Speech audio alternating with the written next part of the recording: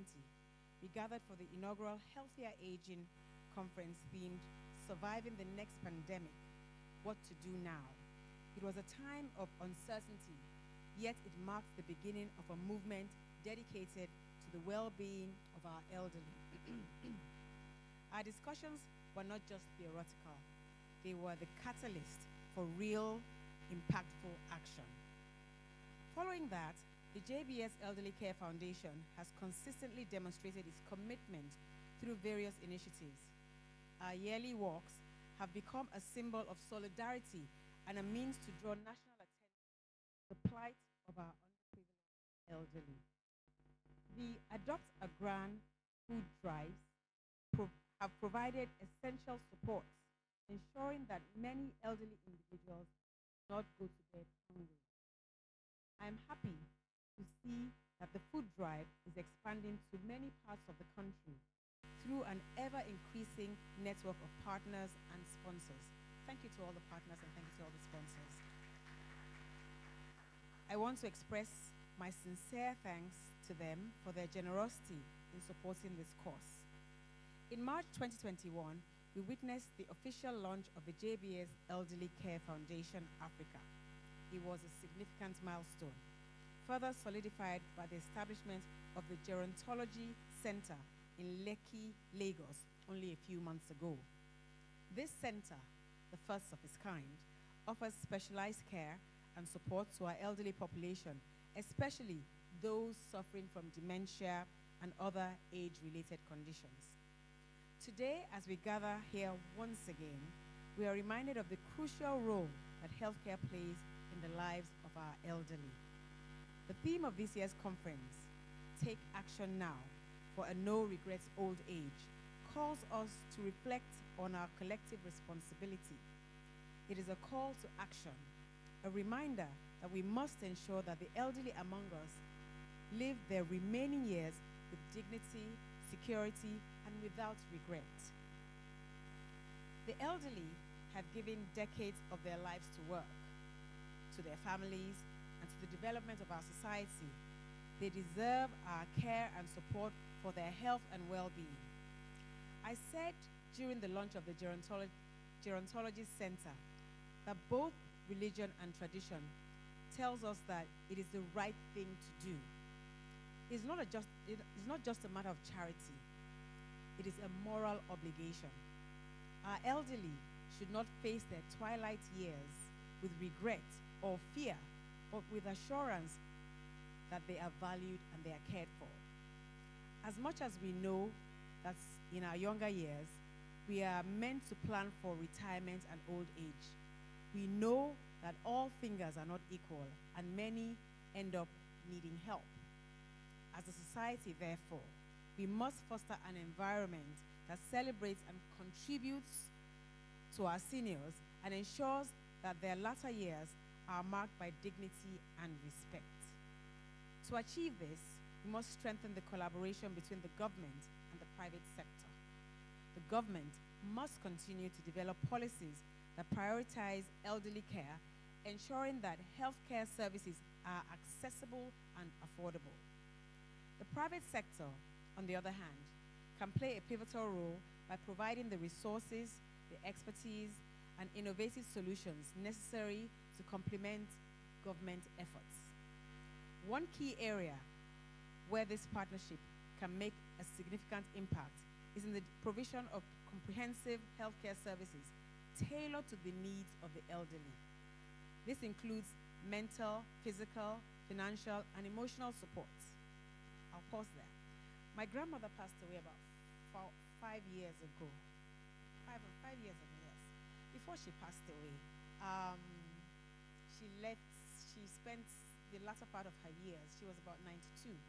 She spent the latter part of her years, alone, pretty much. She had a lot of grandchildren, children, but as far as I was concerned, she was alone. I didn't have time for her. My siblings didn't have time for her. Her children are abroad.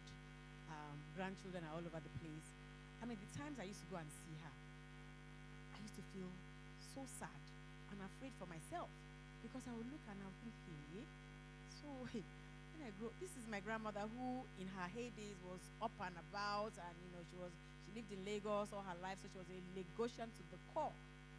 But she now became fragile and old, and and she would say, oh, Wakimi, Lagbaja mi ò tí rí, Temedo mi ò tí rí, ẹni tó ń tọ́jú mi yẹn, ó gbá mi lójú, she now became vulnerable, and I became extremely terrified of old age. And I wouldn't say that was how it was until she died, but we kept changing hands.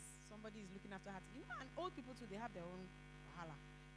Everything is wrong with anything that anybody does. So sometimes you're not able to say for sure that it is mama that is the troublesome person, or whether it is the caretaker that is actually truly abusive.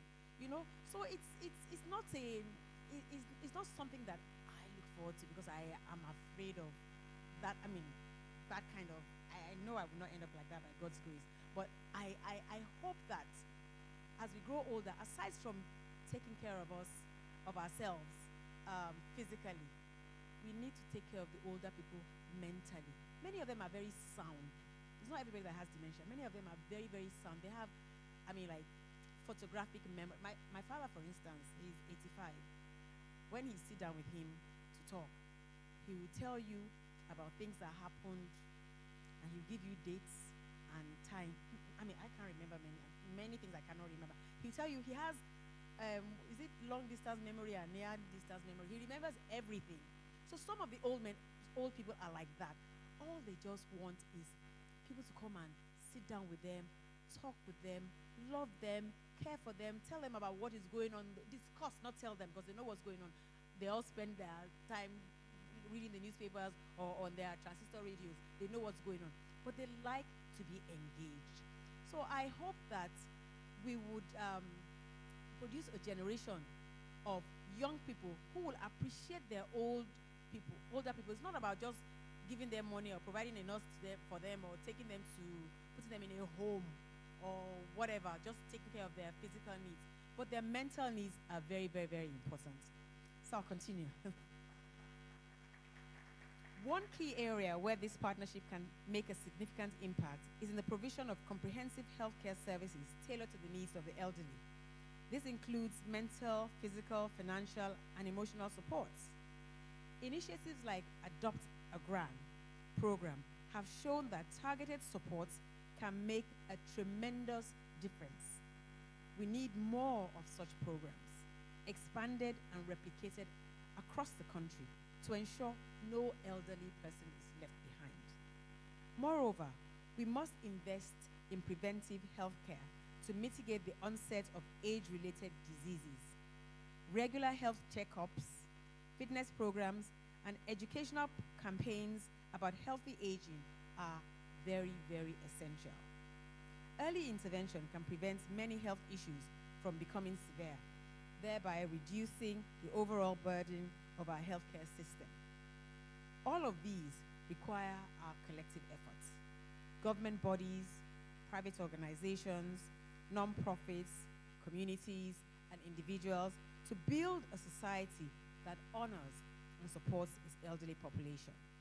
In closing, I would like to express my heartfelt gratitude to Dr.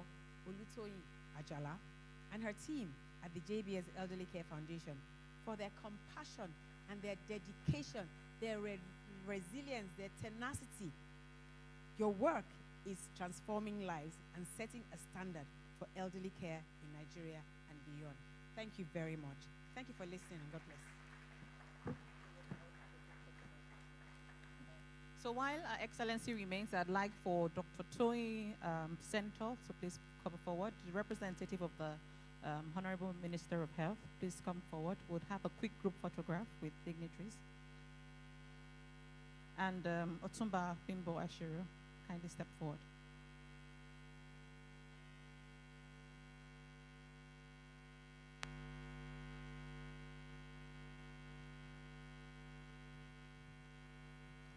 And if we have members of the board of JBS present, kindly join the quick group photograph.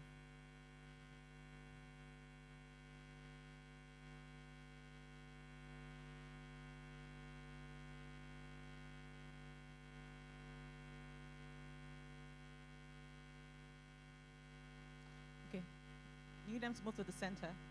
Okay. All right.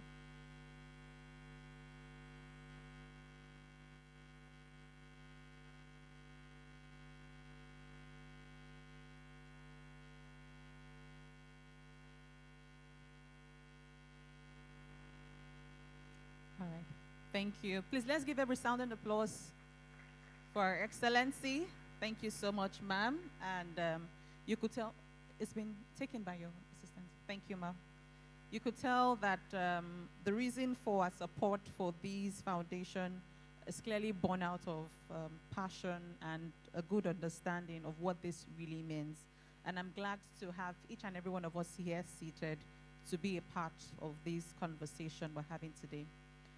So we move straight to the different sessions that we planned out today. If you have a copy of the brochure, you clearly see that we have about 5 sessions. And so there's a lot to discuss, and we do not want to stretch the time for too long. So each session will hold for 30 minutes. We have speakers, then we'll have the moderator moderate the session for 30 minutes. Then we'll equally have a time where we have question and answer segments, and that's part of the reasons why I didn't want to waste time to read the profiles of each of these speakers, because like Dr. Tony said, everyone who would be speaking to us here is clearly a giant in the medical industry, and so their profile says it all. You could see that in the brochure. So I'll just simply invite them to come forward, then the moderator will take charge. And we believe that we'll keep to time, 30 minutes. We're done with each of the sessions so that we can clearly take all that we earlier planned to discuss.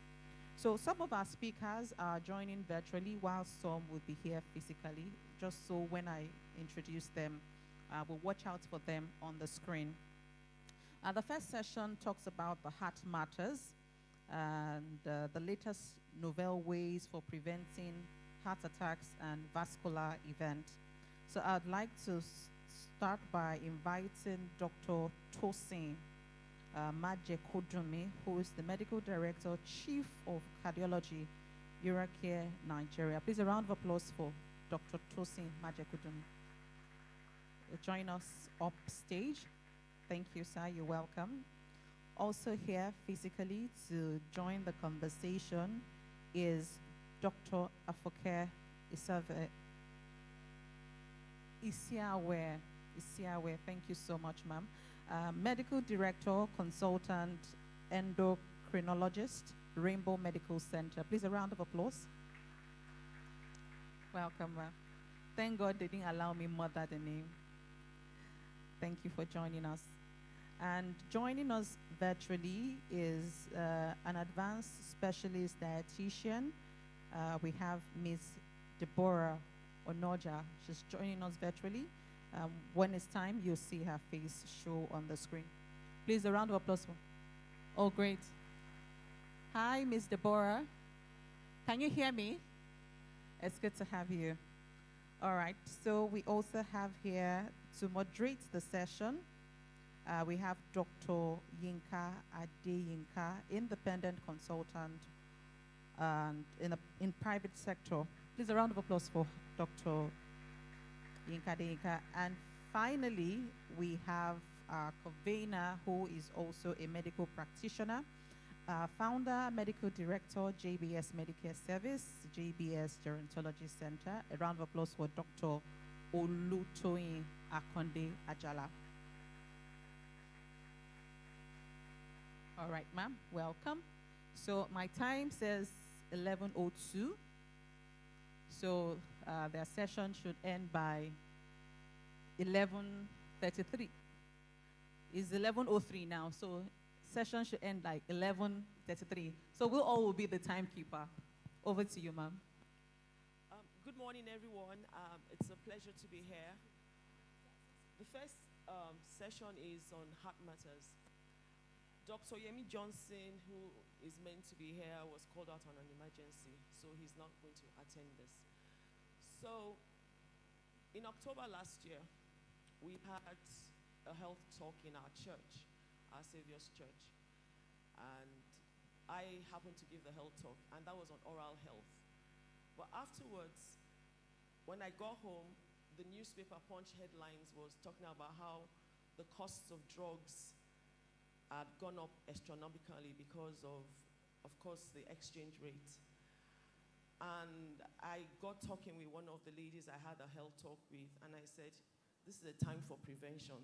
We need to start promoting preventive health, because just getting drugs for people that have what people commonly have, high blood pressure, diabetes, the cost has gone up astronomically, especially for those that don't even have health insurance.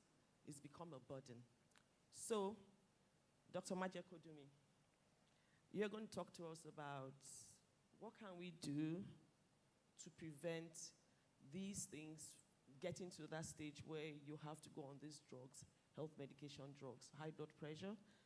Also, I'd like you to talk to us about what do you have in place to detect these things? What do people need to look out for? And thirdly, the medical interventions and then the non-medical interventions. Thank you. Thank you very much for that very timely introduction. And actually, I think you summarized the issues that we are currently facing very well. The interplay between the current economic situation and the aging population, increasing risk factors of hypertension and diabetes is really causing a crisis right now. Just as you said, I've had a number of my patients reach out to me over the last few months telling me that their drugs are working for them, they are great, but it's getting to a stage where they can no longer afford them and would like other alternatives, which of course I struggle to provide, because the reason why the drugs that they're taking work so well is because they're very effective. And clearly we would want to be in a position where we want to, as few people as possible, actually requiring these drugs. On a daily basis, I have a speech that I give to all my patients. It's the same speech. I frequently joke that I would like to record myself giving this speech and just play it for them, thus shortening my clinic times, because it's the same thing I say to them all the time. So a lot of my patients who are diagnosed with high blood pressure or diabetes, I always say there are 5 key things that everyone needs to do to try and prevent these things from happening in the first place. The first, physical exercise, physical activity. Unfortunately, I think for a lot of people, they think about physical activity as going to the gym or running a marathon or doing some of these more extreme forms of activity or physical fitness. And all the research shows that none of that is necessary. 30 minutes brisk walking every day is more than enough to significantly reduce your risk of having any of the bad things that we are talking about, whether it's high blood pressure, diabetes, cholesterol, all the different cardiovascular events. Just that alone, nothing exciting. I frequently ask my patients where they live, because of course where you live can play a big role in how easy it is for you to go out and take a walk. If you live in Banana Island, for example, it's very easy, whereas if you live in Isalemushi, it might be a little bit more difficult to go out for a walk for 30 minutes. But regardless, everyone should try to find time to undertake some form of physical activity on a daily basis. For those who've been to Ura Care and seen me in the clinic, I frequently run up and down the stairs, because I use that as my way of getting my 30 minutes in while at work, because I know that before work or after work is a no-go area. So I try and do it while I'm at work. The second thing I also mention to patients is your diet. So salt intake, very important. Whether you're hypertensive or not, we should all aim to reduce our salt intake to as little as possible to try and reduce the onset of hypertension or make your hypertension to be easier to control. Oily foods, fatty foods, foods increased in saturated fats, we need to reduce our intake of these. Sugar, again, this is very well known. I always say this, I'm getting older now, so when we were growing up, having a carbonated beverage was a treat, something you took once in a while. Now it's like water. It's every day, multiple times a day.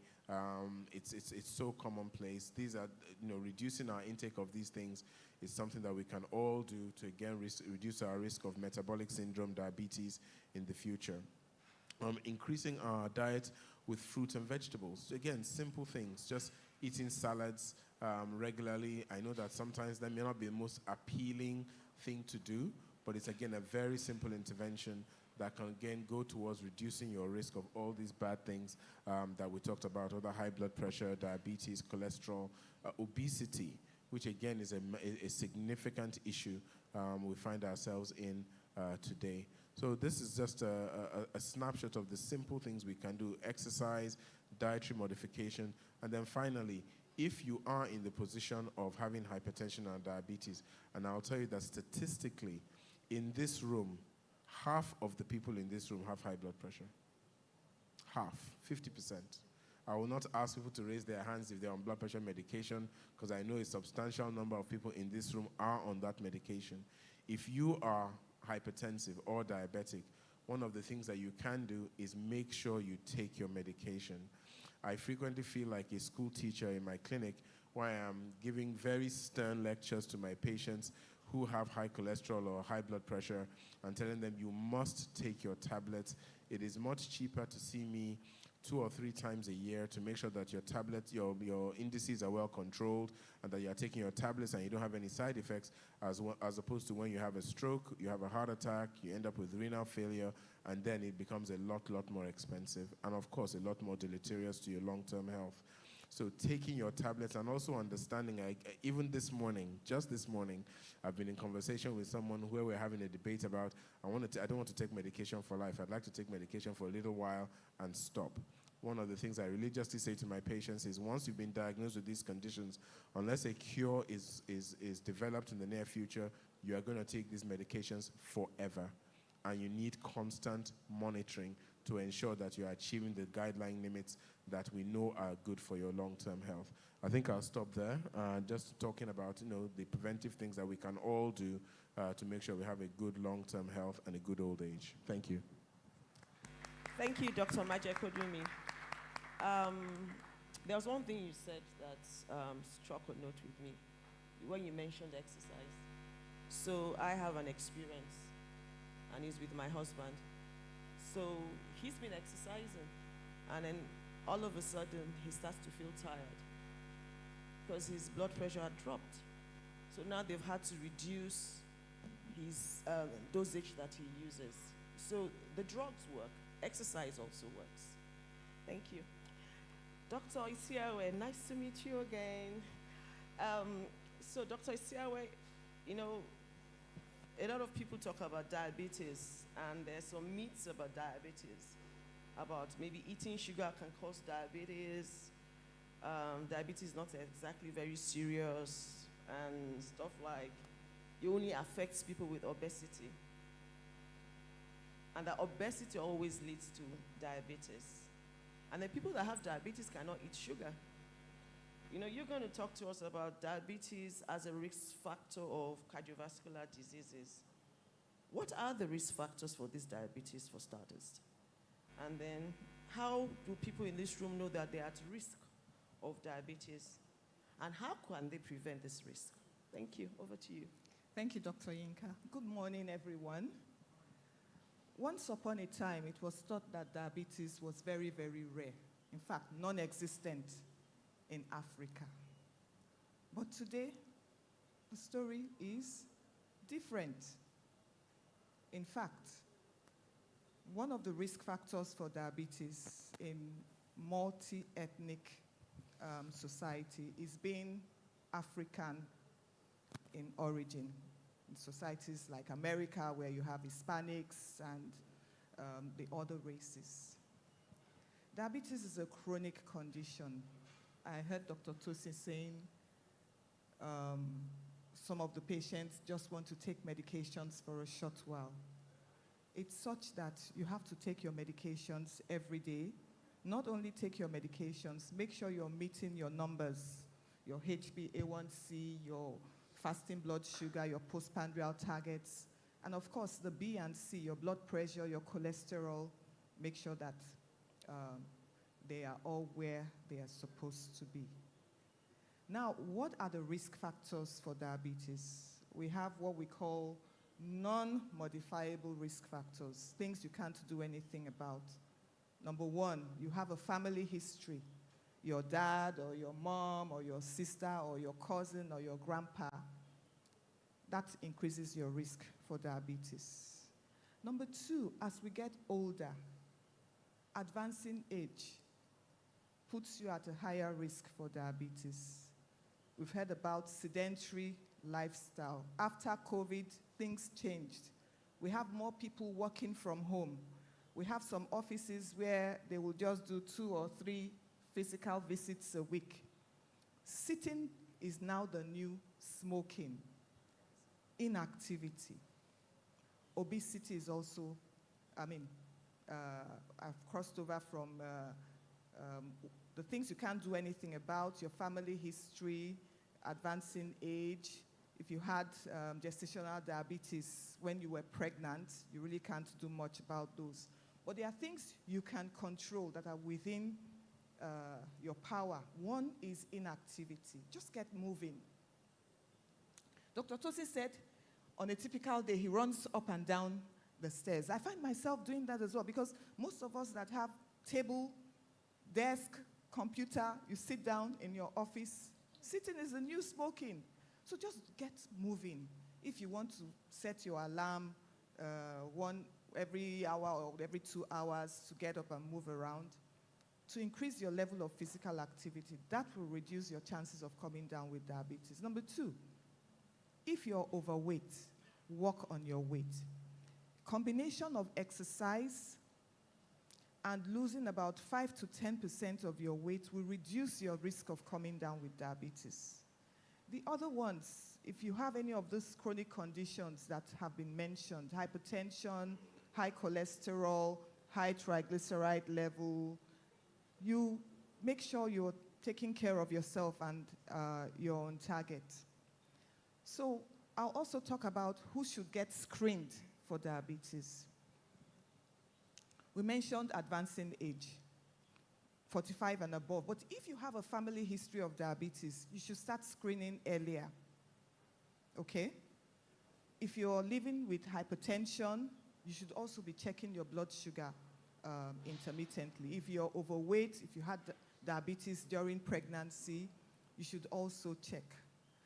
Diet is very, very important and can contribute. We hear about the sugar-caused diabetes, and Dr. Tosi mentioned when we were growing up, those carbonated drinks we would get on Sundays or Saturdays, or some of us on Christmas Day.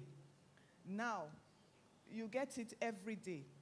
So, of course, your diet is contributing. You remember I mentioned at the beginning that once upon a time, diabetes was said to be non-existent in Africa. But guess what? Our diet has changed. We are no more going to buy yam to pound. We have instant pounded yam. We are no longer going to the farm. We can just make a call and the food arrives. We have fast food shops everywhere. Our children are challenged with all sorts of pastries, all sorts of sodas and ice cream. So diet itself plays an important role in coming down with diabetes. I think I'll stop here, Dr. Yinka. Thank you, Dr. Sheawe. You know, when you were talking about what we eat, I just remember now that the typical social person in Nigeria, when you go to a party, you have like a 7-course meal. And some people actually eat from start to the end, adding to their risk factor. Well, a topic after my heart, nutrition. We have Deborah Onoja, you're online. Can you hear us? Say hello first of all. You see, you're muted. Are you muted? We can't hear you. Yes, Okay. yes, I can hear. Good Okay, morning. good. Good morning. So, Good morning. Deborah is going to speak to us on the power of a plant-based diet in promoting heart health, and then the role of plant-based diet on lowering cholesterol, reducing blood pressure, and providing anti-inflammatory effects. How to implement this plant-based diet, and she's going to address common concerns about the nutrient adequacies of this diet. So, you know, we've been talking about preventive medicine, so to speak, the cost of drugs, and the burden on the healthcare system actually as well. Especially now that you even have a lot of our doctors that have jackpot. So you have that we doctors are having to work extra long hours, seeing more people. There's a saying that says, eat your food as medicine, so you don't have to eat medicine as your food. Deborah, over to you. Okay, good morning. I'll go straight to the discussion. So, with what Dr. Majakudumi and Dr. Isiawe have said, it is very evident that really diet is the major, factor that helps us to prevent the risk of cardiovascular and heart-related conditions. So diet is really key. And moving to the most common strategy for improving the preventing cardiovascular and heart conditions right now, it's plant-based diet. So the plant-based diet is the most promising innovation, is the most promising kind of diet that helps us to prevent the heart conditions and the predisposition to heart conditions and cardiovascular diseases. Now, a plant-based diet doesn't mean that you have to be a vegan. It just means that you have to have more plant-based food materials in your diet. Okay, so Dr. Isawe earlier mentioned that our diet is changing. We're having more processed food materials than natural food materials, and that's where the plant-based diet comes in. The concept of the plant-based diet comes in. So the concept of the plant-based diet doesn't just mean that you eat food materials that are not animal-based. So our food materials come from plant-based sources and animal-based sources. So being on a plant-based diet doesn't mean that you have to have food materials that are not only from animal origin, but just from plant-based sources. But also consuming food materials from plant-based sources that are unprocessed, that are, even if they are processed, as minimally processed as possible, that are, close to nature as possible. So instead of doing buying your processed yam flour, the pounded yam flour, which has been processed to an extent, but do your yam, if you want to have yam, have your pounded yam, get your yam and, pound it from scratch, from farm to table. So controlling the process, the level of processing from farm to table, how long the food takes from getting from the farm to the table where you get to eat it, is one way to reduce the rate at which the food materials are processed. So plant-based food sources. Now, plant-based food sources also are high in antioxidants. You get your antioxidant basically predominantly from plant-based sources. Plant-based food sources also have they are quite high in fiber. So plant-based sources are your whole grains, your nuts, your seeds. Those are plant-based sources. Plant-based sources come from plant sources. Animal-based food materials come from animal sources. So your fruit and vegetables also come under the plant-based food sources. Now, it's okay to have more plant-based food sources, but also the quantity of the plant-based food sources and then the sources where you source them from also matters. So, of course, a lot of people are advancing towards fruit and vegetable intake. Fruit and vegetable consumption is not new anymore. People, even if they are not having enough, they know that, okay, the right thing to do is to have more fruits and vegetables. But where do you source your fruits and vegetables from, especially vegetables? I'm very particular about where my patients source their vegetables from, because the way the vegetables are grown are not the same way as which some fruits are grown. The fruits, are grown with the tree, and it takes a long time, except if the fruits are genetically modified. The fruit seeds are genetically modified, of which we can find non-GMO food sources, fruit sources in the market. But for vegetables, it doesn't take long before it is harvested. So the kind of pesticides and fertilizers that are used in vegetables can be absorbed into the leaves of the vegetables, and that makes it detrimental consuming those kind of vegetables over a period of time. So I always advocate, so in doing plant-based food sources, we have to see how to do more organic, food sources, and especially organic vegetable sources. So that's where gardening comes in. Gardening or sourcing from organic, organic foods, organic shops, where you can, ensure that, you're having more vegetables, you should have vegetables every day as part of your everyday diet. Half of the eating plate should be vegetables if you are trying to lose weight. Half of the eating plate should be vegetables if you are trying to control your blood sugar level.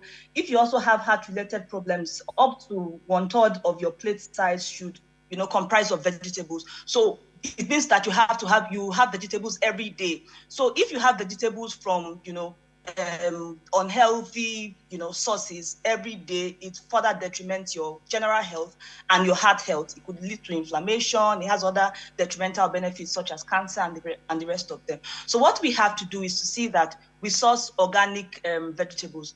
Another thing we also have to look at is, sorry, I was expecting a Q&A. I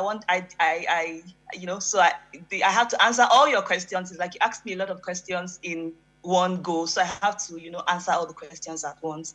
So if you want to interject, please feel free to interject so that you can, direct what aspects you want me to cover further. We actually have a question and Is that answer okay? coming after this session. So Okay, great. Okay, so talking about so adopting a plant-based diet and adopting a plant-based diet early is one way with which we can, see to protect our hearts, and then prevent our predisposition to heart and cardiovascular conditions. And then we also do not have to start loading ourselves with, plant-based foods, all of a sudden. We could start gradually. So it doesn't mean that you have to completely take meat off your diet, immediately. So you take it gradually, because you have to, it has to be a long-term adoption to see, lifelong benefits. So you take it gradually, by starting with taking a day off meat, and then, having a meatless day, like a meatless Monday, where you don't have any source of, meat at all, and you just have plant-based foods like oats, like soya milk, like beans, like whole grain rice, like your cocoyam, your sweet potato, adding vegetables to these foods, having mushrooms, adding chia seeds, flax seeds, groundnuts, cashew nuts, and, nuts and seeds, and having healthy forms of oil, oils from olives, plant-based sources of oil, from olive, from avocado, from sesame seeds, healthy sources of oil. So base one day of the week on having solely plant-based food materials, then gradually you increase the days, with which you are having plant-based food materials. And that way you'll be able to adopt a plant-based diet without having to struggle with relapse, going off the plant-based diet. And then, and that way you'll be able to be long-term, and then you'll be able to see the benefits of the plant-based diet and see how to make progress with the plant-based diet. Now, talking about cholesterol management and plant-based diet benefits. Now, plant-based diet doesn't just work with cholesterol. It doesn't just work to reduce the cholesterol, in the bloodstream. It helps the blood sugar. It helps your weight. It helps your blood pressure. It helps, a lot of aspects of your health. One thing you see when you start a plant-based diet and you are doing it rightly, see that you start losing weight. So that's one of the side effects of being on a plant-based diet. You start losing weight. So it's it has weight loss benefits as well. So and what helps us to get all of these benefits. The antioxidant content of the food helps for the cardiovascular, helps to improve inflammation and regenerate our cells, all the cells in our body, and and then the fiber content of the plant-based diet helps to improve gastrointestinal health. It helps us to feel fuller, and it helps us to be able to move our bowel very well. And of course, it has very good cholesterol lowering benefits, especially when you combine soluble and insoluble fiber. So insoluble fiber like oats, soluble fiber like oats, like bananas, like carrots, they are good sources of soluble fiber.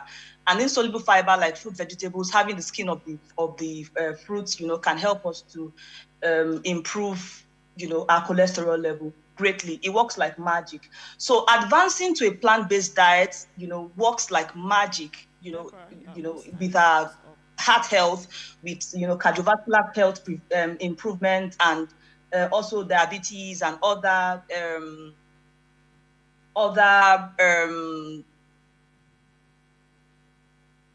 metabolic related conditions. Thank you so much, Deborah. I know you have so much to share, but then we don't have as much time. Thank you.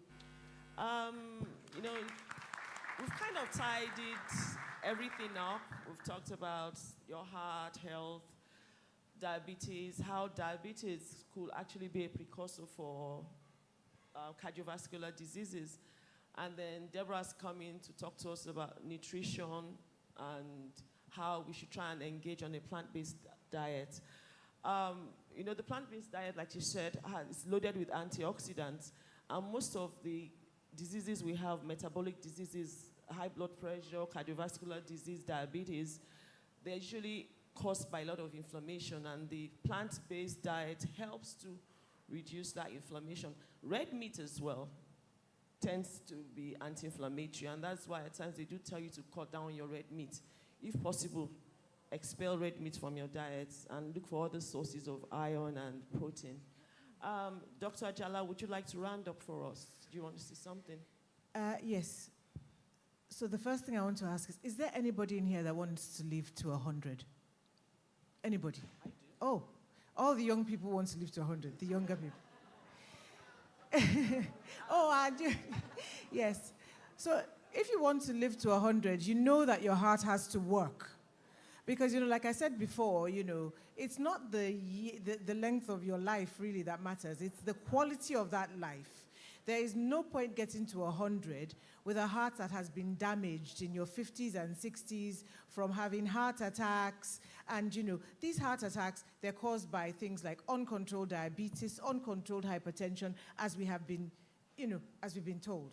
So if you want to live to 100, you've got to know your numbers. You've got to control what we call the vascular risk factors. First of all, do you have these risk factors? Are you going for your checkups? When you hit a certain age, whether you like it or not, and I would have to say in our environment, it's 40, or maybe even 35. Because it is only in Nigeria that you see a 35-year-old with a blood pressure of 200 over 120, walking around feeling like they're having a good time. And what they're doing to themselves is that they're weakening that heart. So if you want to live to 100, you don't want to have damaged your heart so much before you even get to 60, that by the time you get to 70, you're subjecting yourself to elder abuse because you're so frail and vulnerable, you can't really look after yourself.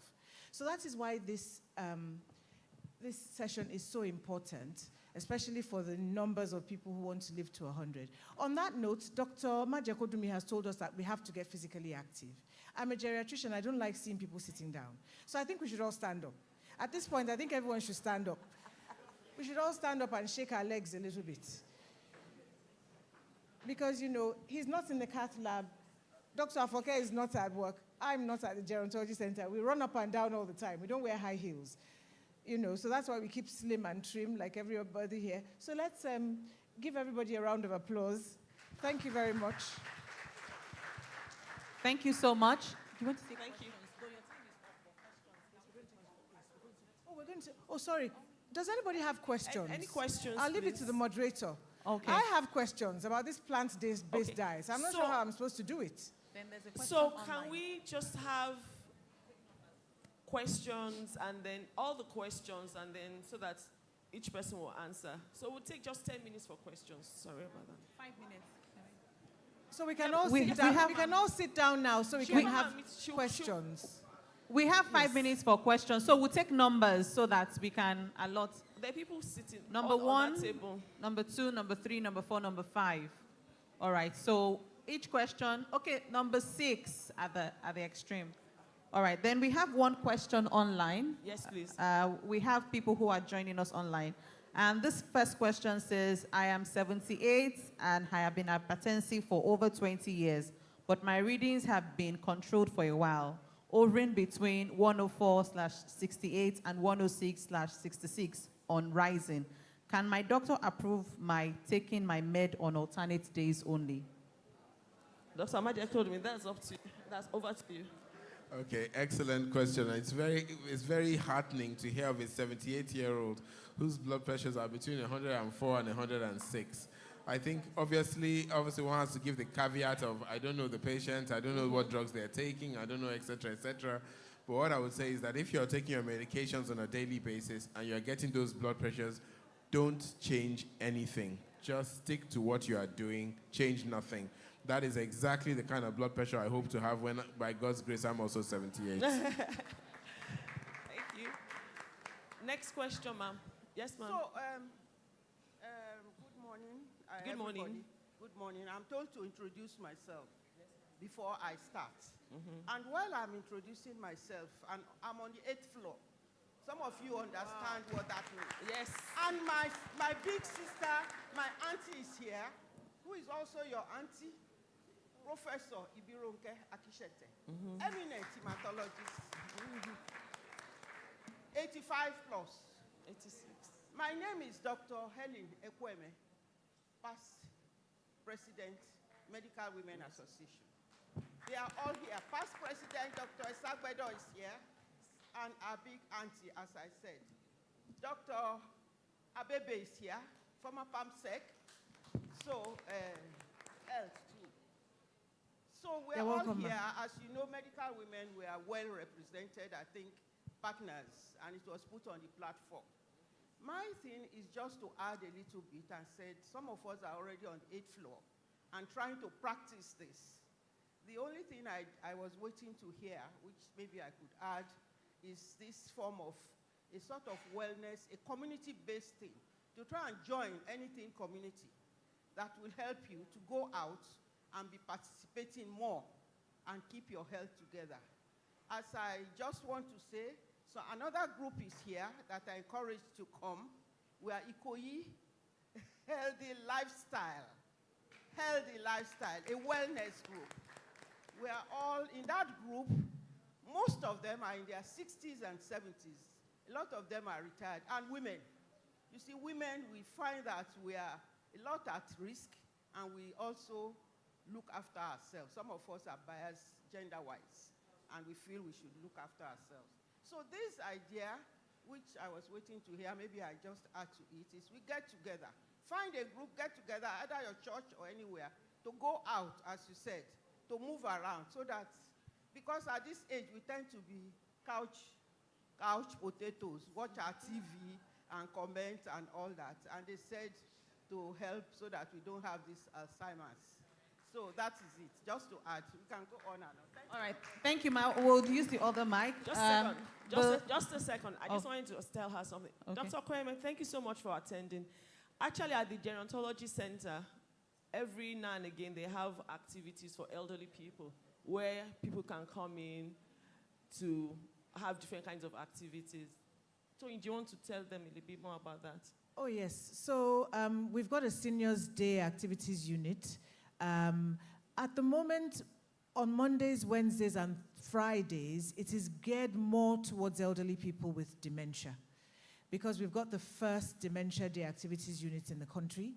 So we actually have that focus on Mondays, Wednesdays, and Fridays.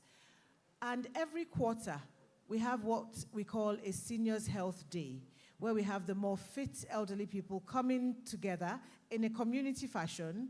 You know, we give you some education, you have activities, and it's just like a community, almost like having a health party for our senior citizens. So I'm sure you've all registered, and I'll come round later to make sure that everybody, we take everybody's numbers and we get you involved in all the activities that we have at the center. So, you know, there's more of that later on. All right, so we had 5 minutes for questions, and we've exhausted, we've done 6 minutes actually. So if you are going to ask questions, please go straight to the question so that we can accommodate more hands. Thank you.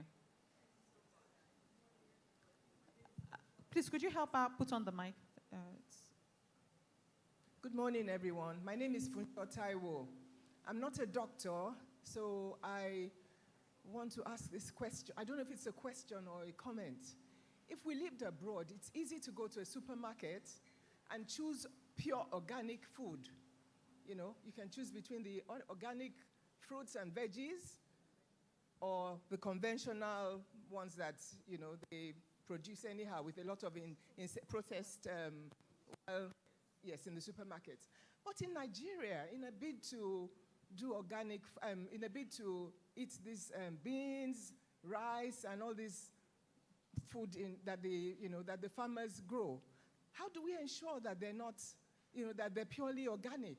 Because in eating all these insecticide-filled sniper, for example, foods, we're adding more problems to ourselves. So what do you advise? How do we ensure we get pure organic food? That's my simple question. Thank you so much. Number 3 now. We'll take all the questions together so that we could wrap up some answers in one breath. Yes, thank you very much for giving me an opportunity. I just want to add to what the name is Dr. Edugi Abebe, retired.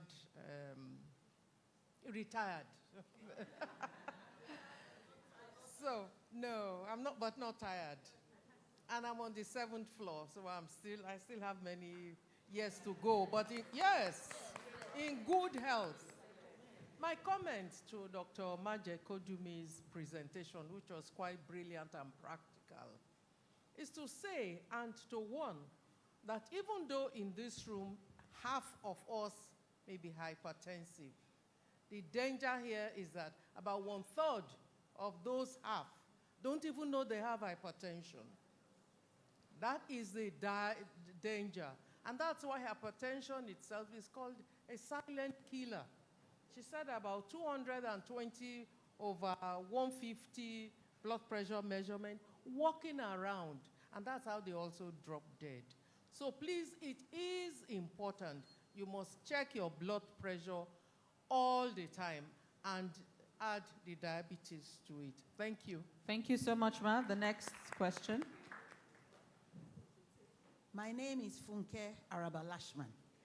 Please, is there any negative effect on the body or the system when you eat GMO food, genetically modified seedling? Because I'm aware that that is what is being used now in the north in order to have the farmers produce large quantity of food.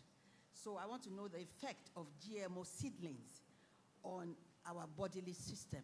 Thank you. All right, thank you. The next question.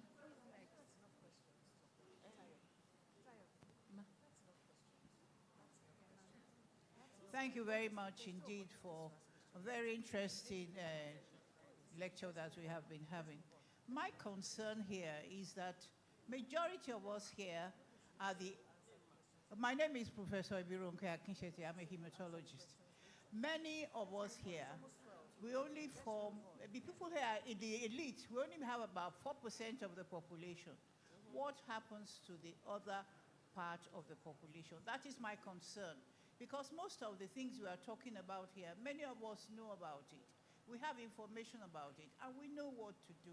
What happens to the other side, the rest of the population? How do we spread this? How do we, spread this around, educate the less privileged in our society? Because that's where the problem lies. Thank you. All right, thank you so much. I would stop with the questions for now. We apologize because of time, but please note them down. We'll take your question for the next session. So our experts will respond to this set of questions. Then when we have subsequent sessions, we would give you room to take your questions. So please note them on your writing pad. We'll definitely field responses to that. The final question here is talking about red meat. Is it advisable to eat burnt hide skin called pomo? There's no nutritional value in pomo. There's no nutritional value, so I don't know. Dr. Gala said it's plastic. Yeah, there's no nutritional value in it. So even though it's a, in quote, delicacy in Nigeria, it is cheap. That is why people tend to take it, but there's no nutritional value at all. It's leather, all right, so to speak. So we'll take all responses to all the questions that were raised, then we'll wrap up this session. So I think Ms. Taiwo asked us about the insecticide in food and stuff. So two things I've read.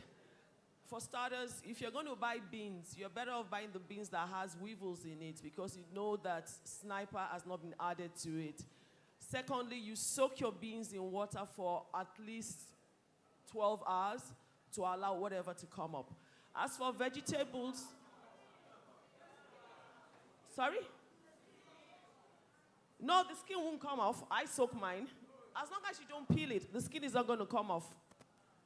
And for fruits and vegetables, bicarbonate of soda. If you wash your fruits and vegetables in bicarbonate of soda, it tends to remove pesticides or anything that has been sprayed on them.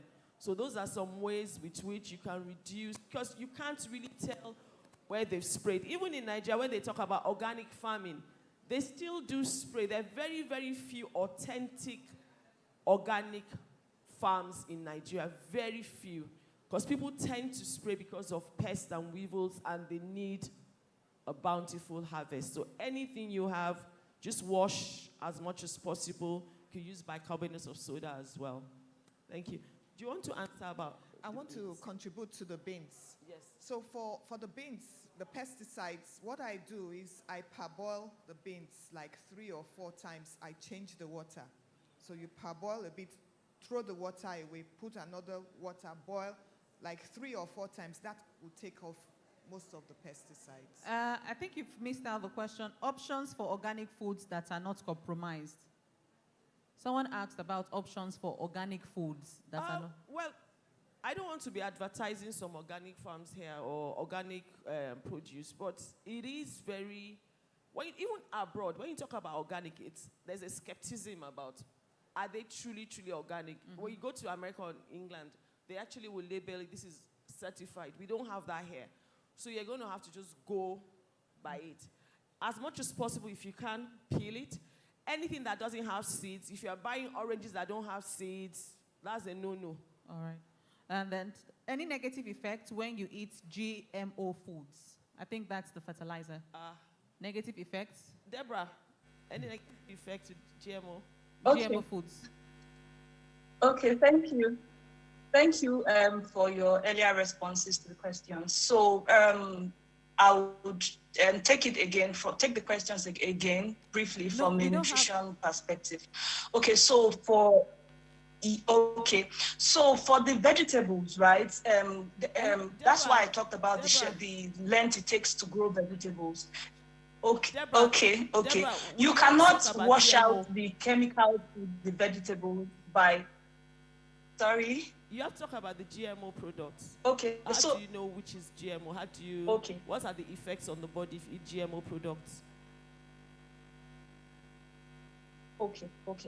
Okay. So they have a lot of negative side effects. It could affect your gastrointestinal health.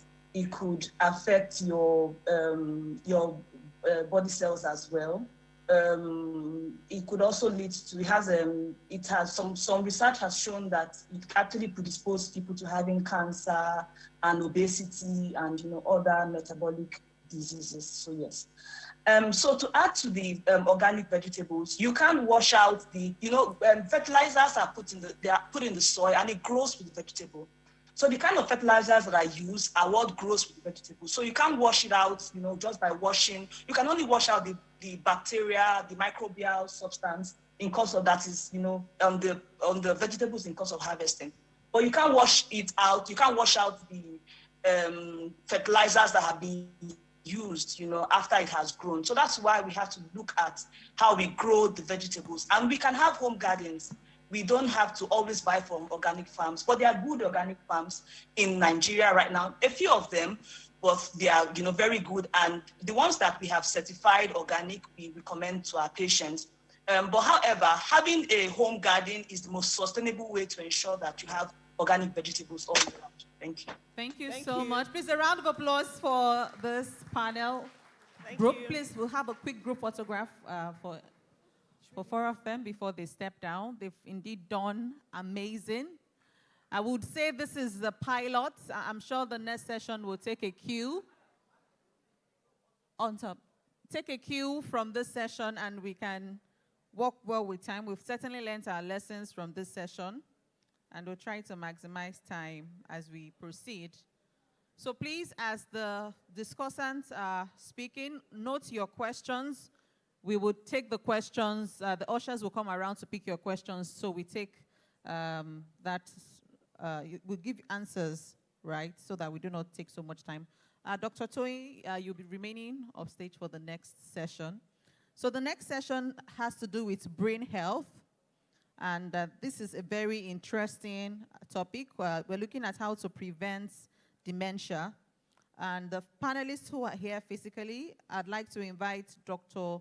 Olufemi Olowo-Okere, consultant, family physician, geriatrician, UCH Ibadan. Please, a round of applause for Dr. Femi.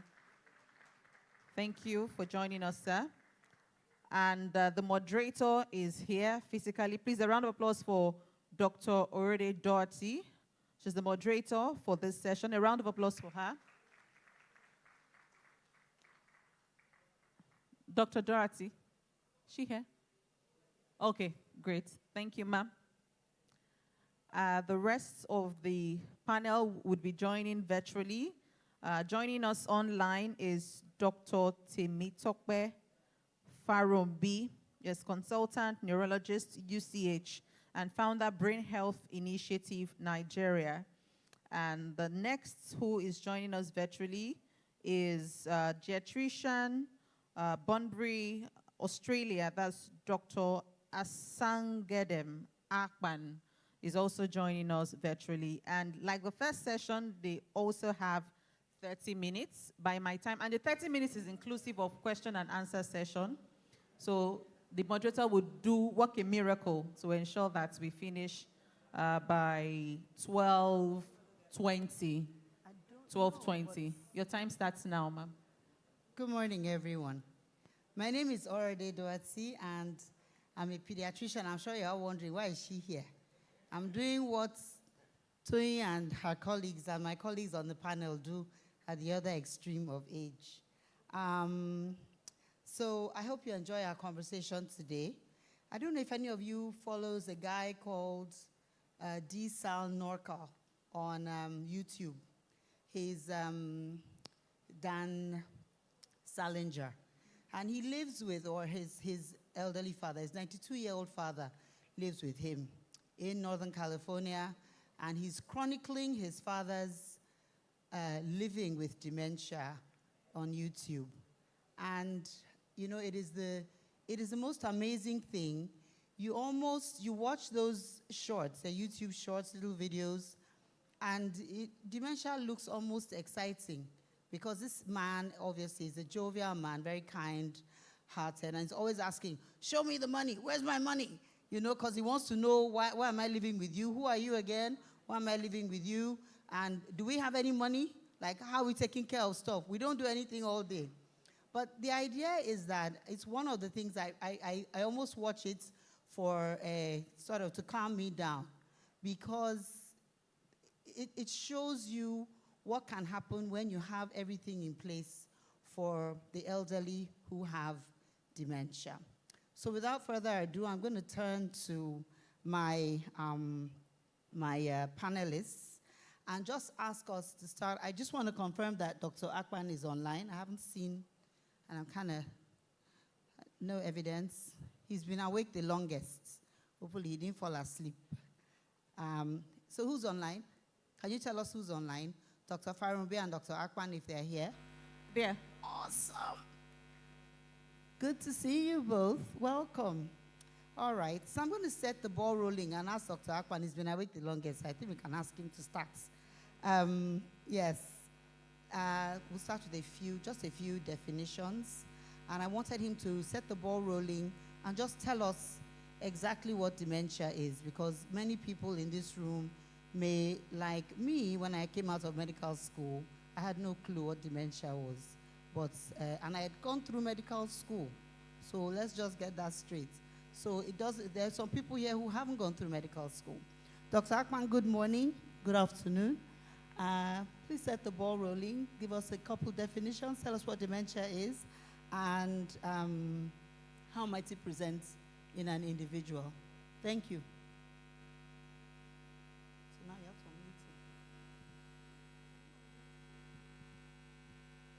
Yeah, okay. Hello, everybody. Thank you for the invitation. I hope you can hear me clearly. It's about 7 p.m. here in Western Australia. I know it's about mid-afternoon there. But it's a pleasure to be here. And in terms of the definition, there are various definitions, but let's say that dementia refers to a reduction in the brain's capacity to be able to process, manipulate, and retrieve information. And this therefore affects an individual's ability to function in their daily lives. They will start having difficulties with their memory. They will start having difficulties with communication. It can either be difficulty in understanding what is being said to them or difficulty in expressing what they might want to say. They also have impaired reasoning, and this is why they might start having difficulty driving or difficulty basically navigating all the usual things that they could do before, including managing their finances. And they can get disorientated, they can get lost, they can have mood and personality changes. So all of these things usually creep on gradually. And if somebody is living with them, that person may not notice things immediately because they might start doing things for them. And it's usually people who don't have much contact with an individual and visit them that suddenly notice these gaps in their cognitive ability. So that's just for starters. Thank you very much. Thank you. So Dr. Akpan has described a few things, but he ended with an interesting word, cognitive ability.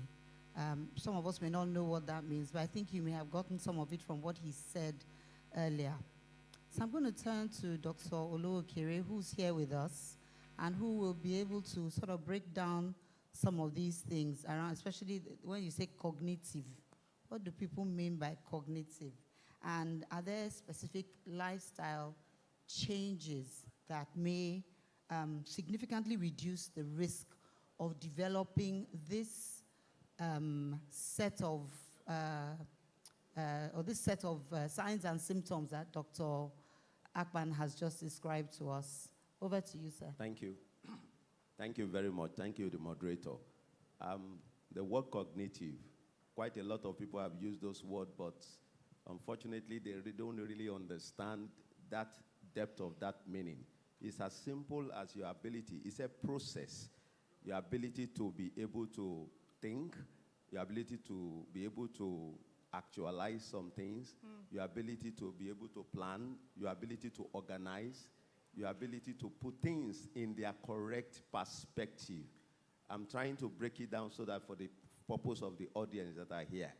So when we talk about that word cognitive, it means a lot of, because when we are defining brain health, we often use that word, that your ability to be able to function, with regards to your cognitive, with regards to your social, behavioral, with regards to your emotional, with regards to your, maybe some other motor domain, it's encompassing. And that goes to the fact that ability for that person to be able to actualize their potential in order to be able to live that life that they want to live. Everybody wants to grow old. By the time somebody is getting to that age, just like it has been described, people see them as not being able to function maximally, to the life, irrespective of whether there is any damage to the brain or no damage. Now, let me leave that as it may now. Let me go on to some of the other questions that you ask. Now, the question is, people often ask, can we prevent dementia? That's the question that people might be asking. Yes, it is not at the stage when dementia has already happened. But when the initial panel answered a lot of questions, experts have come to agree that everything that you would do to your heart, you can also do to your brain. That means every impact, every, insult that you are giving to your heart, you are equally giving it to your brain. So whatever thing you do to prevent damage to your heart, you are equally preventing damage to that brain. Of course, people have talked about some determinants that can help you to be able to make sure your brain is healthy. And one of them is, people talk about physical health. We have talked about a lot on diet. And diet has been one aspect that I don't need to go into. It has been well exhausted.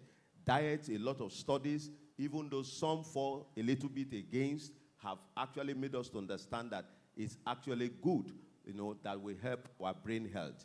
The other one is our physical environment. Environment in this part of the world is an issue. We know that quite a lot of pollution. Recently, the World Organization of Family Doctors, they talked about healthy people, healthy environment. And quite a lot of challenges with our environment. We have a lot of pollution here and there that is affecting our life. Then we also talk about, Dr. Ekweme mentioned the issue of coming together. That's convergence, social convergence, And I had the privilege of interacting with the former president, Olusegun Obasanjo. He gave me the permission to share some of this in any forum, which I've been doing. The man talked about something that can bring everything that we have talked about today together. He called it DREAMS. I helped him to put it together, and I said, that's a good acronym for you to remember. And the first one, it talks about diet. The second one is rest. The other one is the E is exercise, which is also one of the very important things that you will use to be able to to prevent, dementia. Then you talk about mental exercise. He reads a lot, and he still studies a lot. Then he talk about medical checkup, and he said twice in a year, it's always good to do it, especially when you are, we classify old people into 3 parts. When you are in the second part of it, maybe when you are 75 and above, then you can do that. Then the latter part of it, we talk about social interaction, which is one thing that is lacking in this environment because people find it difficult to converge. Everybody wants to stay in their homes. Unlike what used to happen in those days when everybody would have communal life. They come together in the evening, they talk to their children, there is no children to talk to now. All the children are all over the place. Even their children, they are all over the place. 5 children, all of them outside the country. Loneliness has been a challenge for the older people in this time that we are in. And so we have all talked about the issue of avoid smoking. We always tell people, don't smoke. A number of people tell you that my father smoked for 90 years. Nothing happened. Yes, there are a lot of genetic factors, epigenetic factors, that even you might not be as lucky as your dad. So the mere fact that your daddy smoked or your daddy drink alcohol, we tell people, please step down alcohol as much as possible. Reduce it to some units. We are not going to be talking about reduce it. If you can't stop it, I tell people, stop it. They tell you that it has some benefit. Well, you don't know when you will cross the Rubicon and you enter the other side of it. So it is better to stop it. Then the other thing I will also mention before I stop is the fact that as much as possible, a lot of this physical thing that we are doing, in terms of access to where you can receive care is a challenge in this part of the world. Access to care service. Thank God for JBS. Access to care service is one problem. Even when you discover that this person is already exhibiting some symptoms that you want to access care or you want to prevent, where do you go? Let me stop there. Thank you very much. Thank you very much indeed. I love the acronym DREAMS. It's not a surprise that it came from none other than General Obasanjo. Diet, rest, exercise, mental exercise. So read, study. I added there logic puzzles because I like to solve logic problems. Medical checkups and social interaction, avoid smoking, and access to care services. Speaking he added spirituality. Spirituality. That's the last one he added, and he explained it, and it's very true. Nigeria came up with something that didn't have spirituality in it. So thank you very much for that. And we have his permission to tell the story and to use the acronym that our colleague has put together. Dr. Oluokere has come up with DREAMS. So, speaking of access to care services, we're very fortunate now that there is increasing knowledge around dementia, what it looks like, and what services could be available. Thankfully, Toyin has been sounding the alarm alongside her brother, I'm aware, for years now in Nigeria, even before COVID. But we also have a few centers across the country where attention is being paid to this. What I'd like to ask Dr. Farumbi is, what are the, I wanted to find out, so what are the breakthroughs in dementia research, right? I'm sorry, I have the wrong person there. Dr. Farumbi, how are your emerging technologies being used now to diagnose dementia? So are there things that you're able to do in your centers, whether it's this newfangled word, artificial intelligence, AI, or brain imaging? How are these things being utilized in order for us to detect and diagnose dementia early? Someone mentioned earlier that unless somebody who knows the individual sees them, they might not realize that there's been a decline in their cognitive function. So how are you now able to make the diagnosis? What's going on in your centers that you can share with us today? Thank you very much for this beautiful conference, and thank you for inviting me. I hope you can all hear me.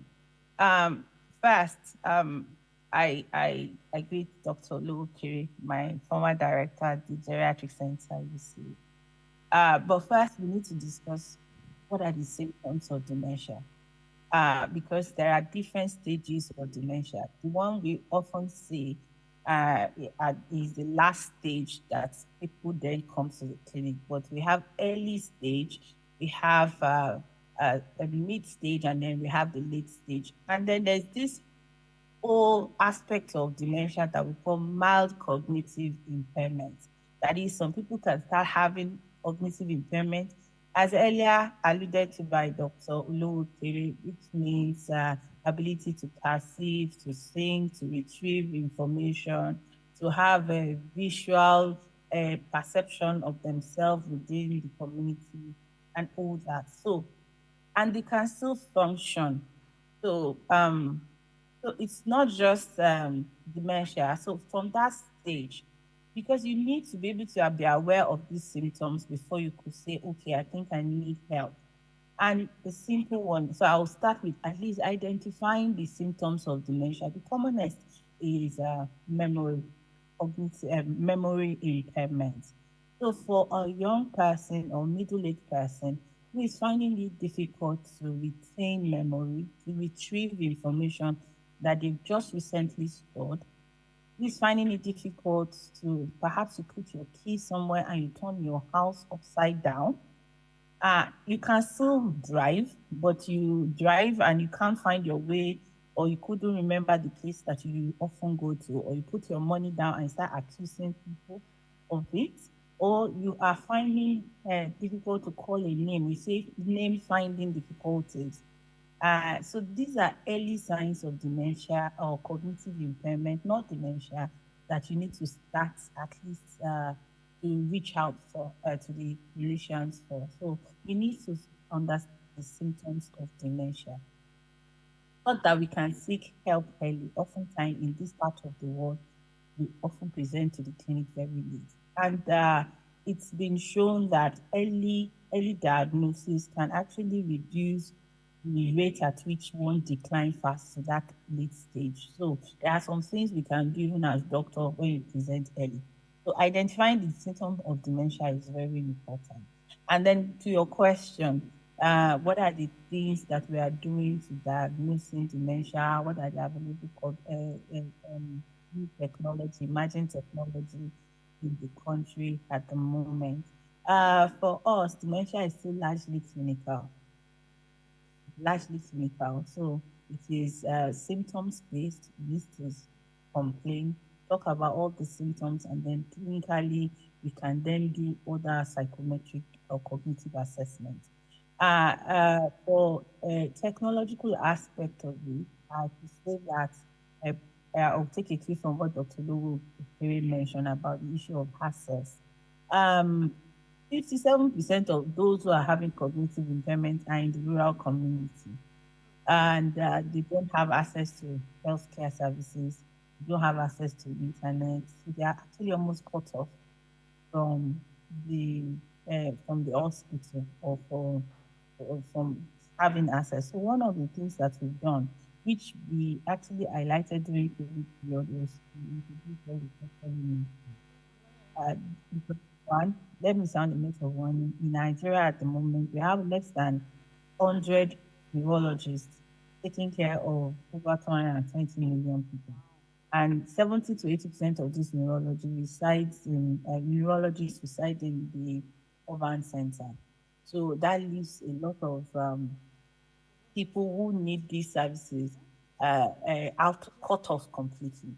And then when you come to psychiatrists also, we have less than 200 psychiatrists in Nigeria at the moment, and also 70 to 80% of them are in the urban center. So one technology that we have employed is use of telemedicine. Of course, it's not new, but at least it is doing something. In our center, we've been able to establish a platform that allows us to at least be able to have access to people who are complaining of cognitive impairment, and then to be able to continue care even when they can't come to the hospital. And also, we are still using mobile phones to follow up, because one thing we found out that a dropout percentage of people who are diagnosed and are presented into the hospital, also about 70% of them drop out because one, they feel that if they continue, this thing has no cure. What are they going to do? And so we use mobile phone to follow up. And then also telemedicine to be able to also train the caregivers, family caregivers, of whom don't even know what to do when their loved ones have dementia. So that is what we are using locally in Nigeria at the moment. The issue of artificial intelligence, one of the things we are talking about is digitalization of the geriatric population. One thing that we found that they use more often is WhatsApp, which is very good for them. So we are actually working on using the WhatsApp platform to create education, access to education and awareness. And then it will also help them to retain their cognitive reserve. Much that has been done elsewhere is that through this app, you can actually assess your own cognitive reserve by yourself by answering few questions. And then you can analyze the data, your screen time, your response to how you press or your voice. These are the things that science is already showing us. So actually, by the time we start gathering data and the way older adults talk, you can actually start picking up all these signs. The way they talk, the way they respond when they are typing on their mobile phones. These are the things that we are developing at the moment, such that we can gather data and use it to predict. As we have data that can predict those who want to develop stroke in the next 7 days. So we are looking at early diagnosis to pull all these data together and see how we can use it to predict a person who have a cognitive decline or who is declining cognitively, and those who have even come down with dementia. I hope I'm able to answer that question. Thank you. You're very able to answer. Some parts of it that we missed, I think some people, Toy and I too, struggled. But I'm very excited I'm going to recap very quickly, that you're now trying to, well, in addition to doing early cognitive assessments, because a lot of people, most people in Nigeria are said to still be out of reach because they're in rural areas. So more than 70% of the providers are in urban centers, and so there's not enough, there's a bit of a mismatch. She says, well, we're using mobile phones and following up with mobile phones to ensure people are getting access to the care they need. And then you mentioned digitalizing the geriatric population and using WhatsApp to educate and help retain cognitive function, which I think is really smart. I love that there's focus also on early identification using basically mobile phones to get people's voices and identify the early signs of how people respond, maybe their voice modulation or something, and predict early diagnosis. Tony, I feel like you're itching to get in here. Not really, okay. We probably have 12 minutes. Oh, there you are. I was multiplying we have the time. 6 minutes, and yes, we have 6 minutes. And the majority of the people here are middle-aged to going on. Yes. So what we really want out of this, because for me, I actually wanted to be on this panel because dementia is a scourge. I mean, when I came to Nigeria in 2018, we've got the Seniors Forum of the Medical Women's Association of Nigeria there. If I had met them when I first came, I'd probably have gone back because there wouldn't have been any work for me to do. You're all doing so well, you know, but that wasn't what I found. What I found was dementia is a big problem in this community, in this country. And I actually sat back one day and I thought, what happened? I mean, what happened to our parents' generation? Why is this such a big problem? What are the things that we need to do now? It's scary. Because, you know, I'll say maybe 60, 70% of my practice, they've got dementia. And these are not people, so we've got people who are, you know, they were affluent, they were, you know, they're affluent, they were, you know, high-achieving people in their heyday, and then they get to their 70s and 80s, and they can't function because they've got dementia. They become dependent, frail, you know, at risk of elder abuse because they can't function, because like Dr. Olowokere and Dr. Akpan have described it, they can't process anymore.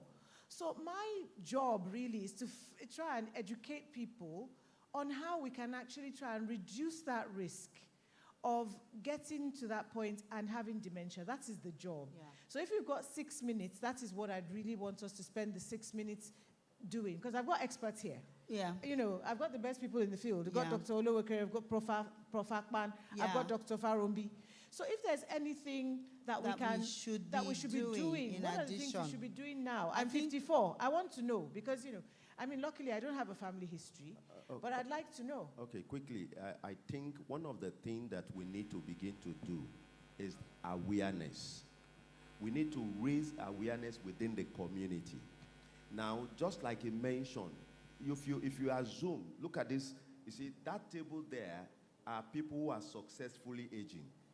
The table behind this table, I have looked at them where I was seated, and thank you. We know that we can divide it into 3 parts.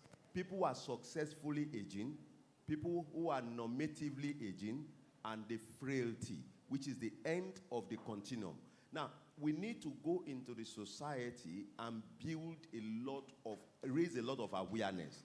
Now, this group of people that are successfully aging, they are in the best position to do it for us.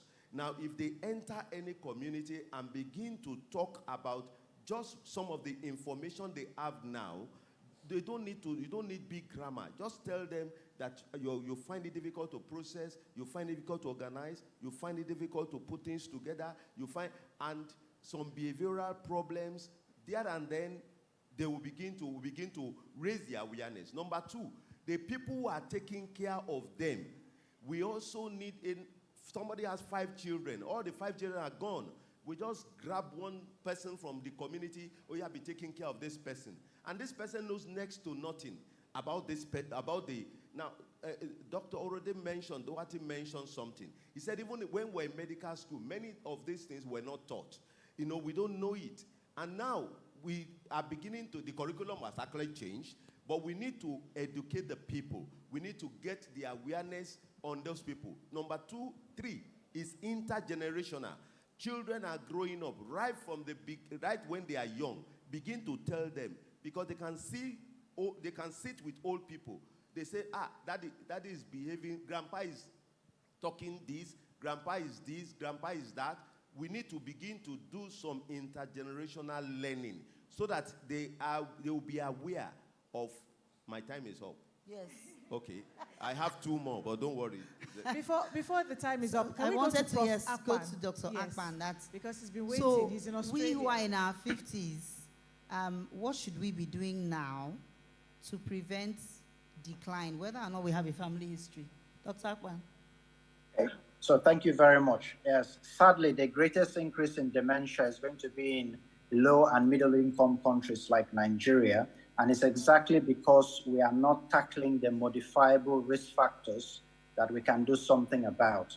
And that includes some of the things that my colleague, the cardiologist, mentioned. We need to treat hypertension, treat diabetes. We need to address obesity.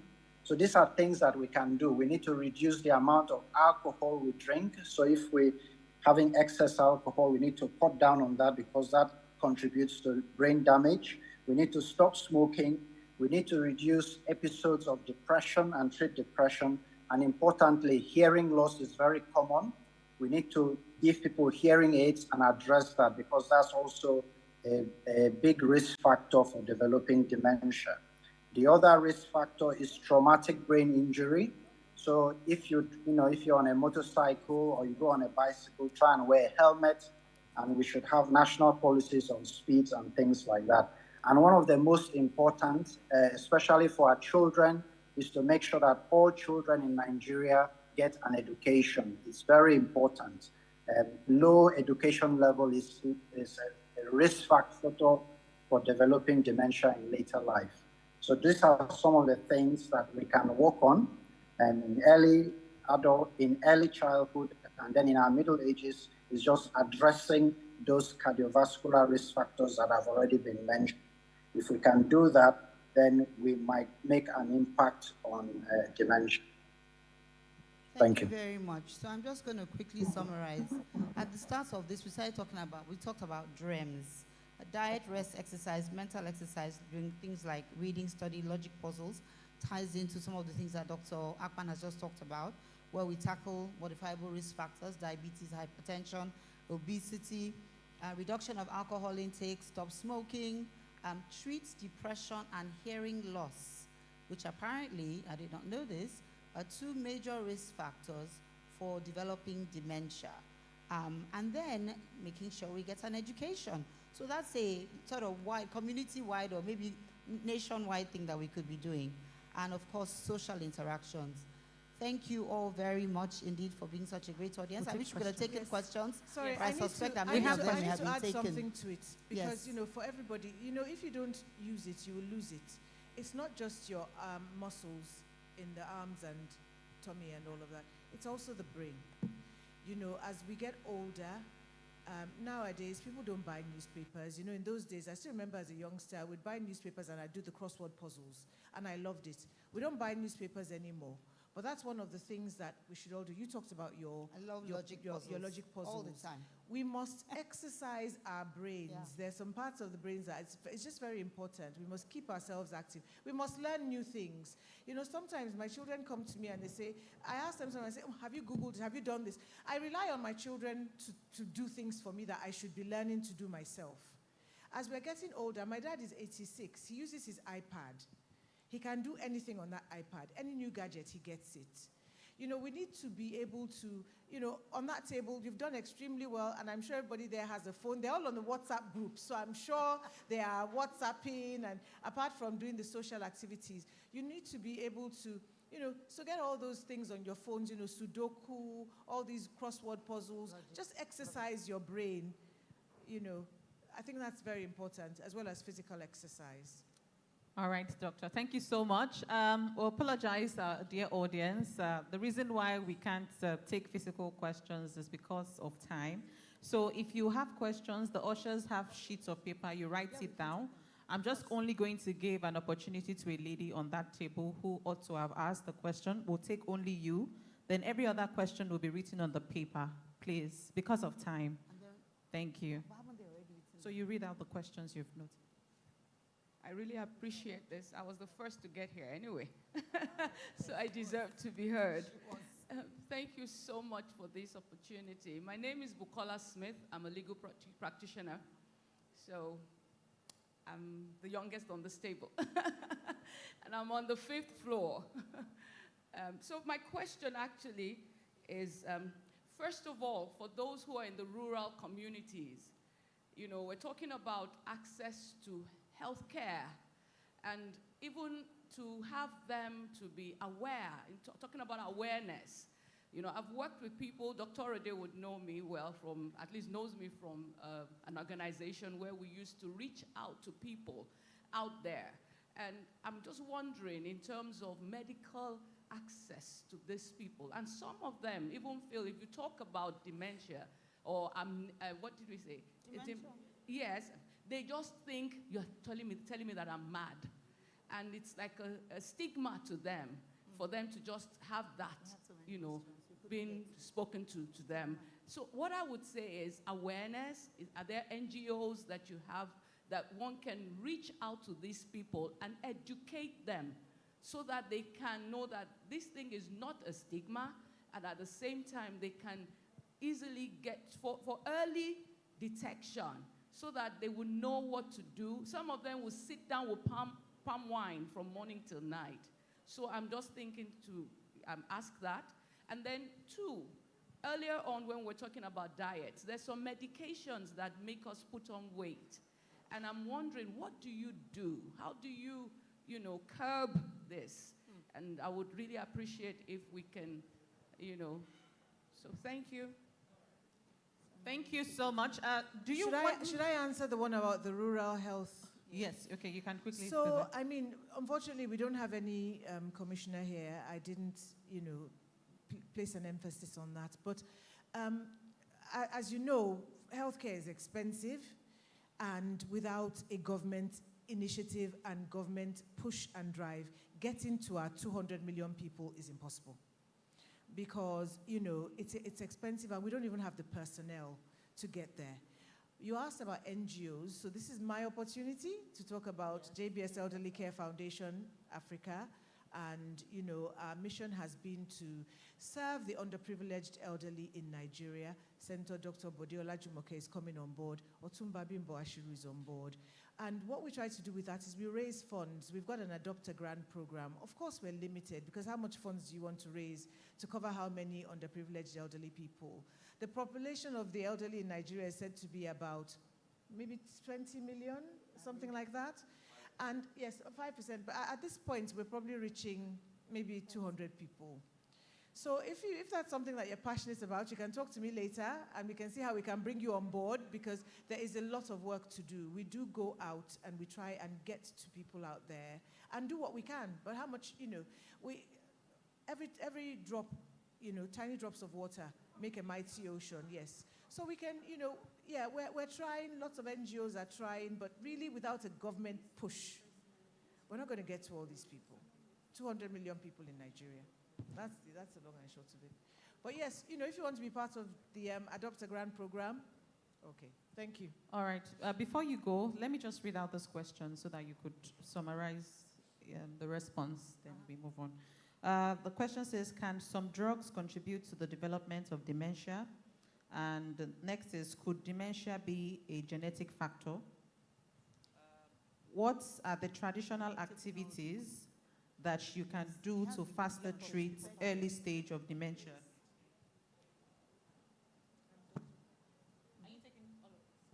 Let Dr. Akpan and Prof. Akpan and Dr. Okay. Farumbi will answer. All right. Then for dementia, we can create awareness through the local governments, please. Okay, this is a feedback.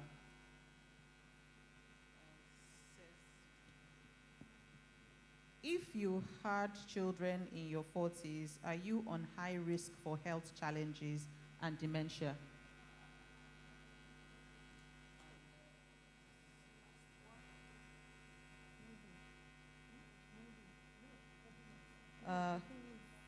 Good sleep, 8 hours from 10 p.m. Very good to health and mental care. So this is the suggestion. So these are the questions, really. So, Madam, would you prompt Dr. Akpan to respond? Dr. Akpan, did you hear the question on genetics? If you can repeat it for me, please. Thank you. Could dementia be a genetic factor, a health issue, and can drugs contribute to development of dementia? So could it be genetic in origin? So yes, like any other condition, if there's a family history, if you have a family history of dementia, if parents or grandparents, then there is a risk that you could develop it. But I don't think we should worry too much about that bit. 40% of dementia is caused by the modifiable risk factors that I described, and there are 12 of them, most of which the other panelists have gone through. And I truly believe that that's what we should focus on, because unfortunately we can't do anything about our family history, but there are things that we can do about physical inactivity, treating diabetes, treating hypertension, treating hearing loss, treating depression, stopping smoking, ensuring that we don't leave our old people socially isolated. So these are things that we can, put our energies into through government policies and individually and as communities. So I will strongly encourage that we sort of put our energies and worries there. Can't really do much about our family history, unfortunately. All right, thank you. I think that should be all. Please, a round of applause for the panelists. Take a quick group photograph. Then we move on to the next session. Those on, yes, so we'll leave room for them to also be a part of the photograph.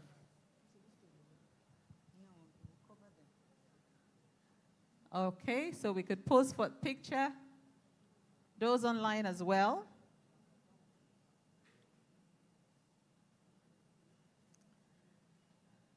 Are we good? Thank you. All right, thank you. A round of applause for them. So before I invite, okay.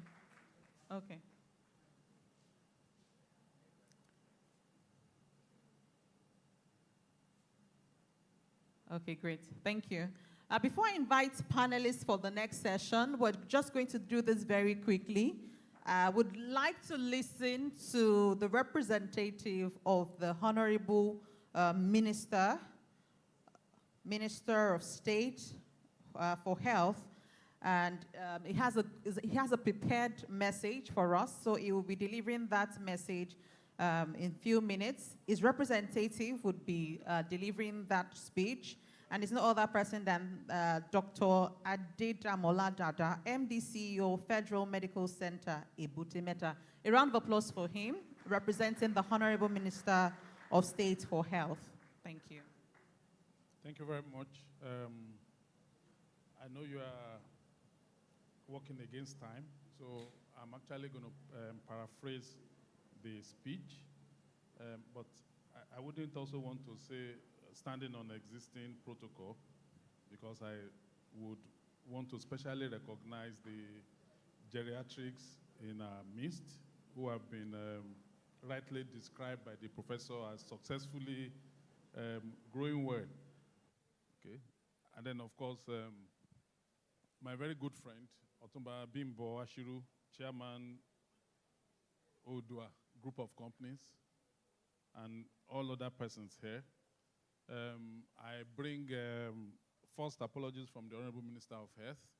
He had actually wanted to be here, but had some other very urgent assignments that he had to attend to. And to show the importance that he has put to this program, he has actually sent two of us to represent him, myself and my kid sister, Moyo, who is his personal assistant. As I was about leaving, Senator Bode Olajumoke actually pulled me and said, you are from the Federal Ministry of Health? And I said, yes, sir, I'm from the Federal Ministry of Health. He then said, what are you guys doing about all of this?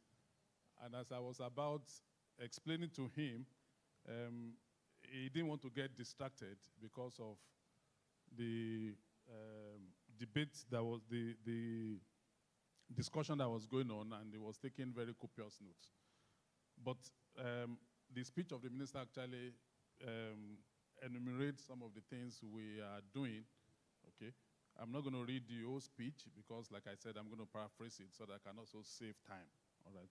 But for us, as we're all aware, and as been stated here today, the challenges of geriatrics are essentially non-communicable diseases, such as hypertension, diabetes, renal diseases, cancers, and all the rest of them.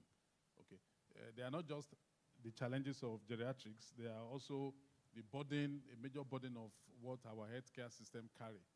And so we are very big on that in the Federal Ministry of Health. We actually have a whole division that takes care of all of this. But specifically to the geriatrics, okay, we have been encouraging a lot of our tertiary institutions in the last couple of years to actually set up geriatric centers, not just to take care of the very elderly, but to also produce human resources for the country. And I know that a lot of this is going on in quite a number of the institutions. When we were in medical school, okay, and I don't want to say many years ago, because there are a lot of very old people here. Some of them may ask, if you say many years ago, how old really are you too? Okay. We almost never heard anything of geriatrics, but it has become quite obvious today that these are peculiar challenges that need to be tackled, and the Federal Ministry of Health is actually responding to that. But it's not something that we can do alone, which is where private bodies like the JBS, Medical Care Services, is also coming in to actually help us to, undo some of these challenges, okay? But importantly, okay, is that it is important that as a country, we continue to make use of the innovations, the opportunities that we have to advance, okay, the care of our very elderly. And I'm very convinced that quite a number of us today would have benefited from the very beautiful and extensive discussions that have gone on. Okay. Yes, quite a number of us are in our 30s, 40s, and 50s, but there is virtually nobody that does not have an elderly person.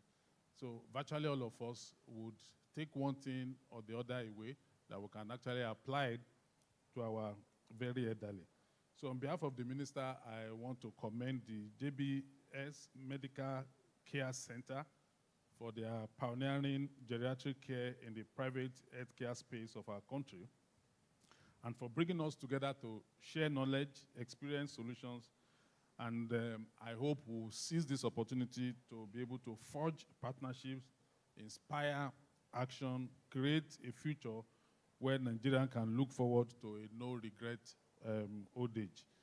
And I encourage all of us, okay, to actually take insights and strategies discussed here back today to our different communities. Thank you very much, and God bless our country. Thank you, sir. Please a round of applause for him. That's mine. Thank you very much. Okay, are we having a wonderful time here? Okay, because it is too early to get bored. We have 3 more sessions to go, so there's a long road going, but definitely all of the sessions has a lot of value for us to take advantage of. So a lot of us could have gotten a sheet like this, right? And it has icebreaker. So we'll be doing this after the 3rd session. I just want to explain briefly what it's about. So there are different questions and there are boxes to fill. So the idea is for you to stand up and move around to partake in this exercise. You have a question like, look for somebody who was at the Healthier Aging Conference 2019. So the idea is for you to fill in a name. For somebody who was part of the 2019 edition, you have to get and fill in. Somebody who goes to the gym consistently, you get a name, put it. And we don't want same name for all of the boxes, please. You have to move around tables. Somebody who works at JBS Gerontology Center, obviously Dr. Olutoyin is disqualified. Somebody else aside from Dr. Toyi. Works in the healthcare sector. Look around for somebody who works in the healthcare sector and write the person's name. Wears medicated glasses. We have a number here. Just look for them and write their name. Find someone who has a PhD. Somebody who works at JBS Medicare Service. Somebody who is a business owner, who has attended all the Healthier Aging conferences. So you get responses to this as a result of your interaction. So we are looking forward to that interaction. And somebody who works with the government, somebody who is a vegetarian, someone who doesn't drink tea, you get that by interacting. Someone who is left-handed, and somebody who is 30-year-old, exactly 30-year-old. So this is some fact-finding session, and we look forward to everybody participating. When you're done, you're supposed to write your name because there are prizes, and very huge prizes to be won for the winner of this for this icebreaker bingo session. So we look forward to you participating. So very quickly, we'll move on to inviting the panelists for the third session, which has to do with men's health. It's interesting, we recently celebrated Father's Day, and it's so nice to have men here listen to this very important session. And for women, daughters, mothers, you could equally pass this information to your male children. So please, let's put our hands together for men, right? All the men here. Let's put our hands together for all the men here, really. And we'll say Happy Father's Day in arrears, right? Congratulations to all the fathers. So I'd like to invite the speakers and the moderator. First, I have the honor of inviting Dr. Samuel Osage, consultant chirurgical surgeon. Please, a round of applause for Dr. Samuel Osage. All right, sir, you're welcome. Then we have Dr. Olayemi Daudu, physician, CEO, Cleaner Lassent Laboratories. A round of applause for him. Wow. Dr. Olayemi Daudu. The names just sound masculine. I apologize for that. Then the moderator is Dr. Femi Adenuga, is associate professor and consultant, family physician, and is the moderator for this session. A round of applause for him, Dr. Femi Adenuga. So you have 30 minutes. Okay, Dr. Toyin Ajala will join them later. I see she's busy. To join them on the panel session. But feel free, once you're done interacting, you would just chip in and join the conversation. Over to you, sir. 30 minutes. Good afternoon. Good afternoon. We're going to keep this very, very simple because I do realize that probably half the audience are non-medical people, and we want to make sure that the message today really reaches out to the people it needs to reach out to. Tony, thank you for bringing this on because prostate cancer, prostate health generally, is one thing that obviously only men are affected by. And as we know, most men actually don't seek help. Unfortunately, most men are brought to the hospital as opposed to the men going to the hospital. Mm-hmm. So, prostate cancer happens to be one of the most common cancer in men in Nigeria. And probably the second cancer-related death for men. So this is a very, very important topic. And the panelists here have already been introduced. Unfortunately, the third panelist who was supposed to be here is not able to come, Dr. Akinola, who is also a urologist. I'll start off first by just giving just a little bit of a preamble to this, in the sense that, the prostate gland sits around the neck of the bladder. It's a very, very small gland, but it can be somewhat troublesome, if you would agree with me with that. In the sense that as we age, as men, the prostate tends to enlarge. And most people, I think I would say that when we were in medical school, what we found was that prostate cancer actually was a diagnosis that you found at post-mortem, meaning that when men died at old age, you happen to, because they died of natural causes, there was probably no need to really do a post-mortem, but most of those men were used for cadavers for us as medical students. And it was during those sessions that you actually found that they had prostate cancer that they had lived with for a long time. But that statistics is changing now for several reasons. And I'm hoping that with this discussion today, we'll be able to, shed some light on it. So we'll start first with Dr. Sage. And I would like you to just sort of give us a brief overview about your experience with prostate cancer diagnosis.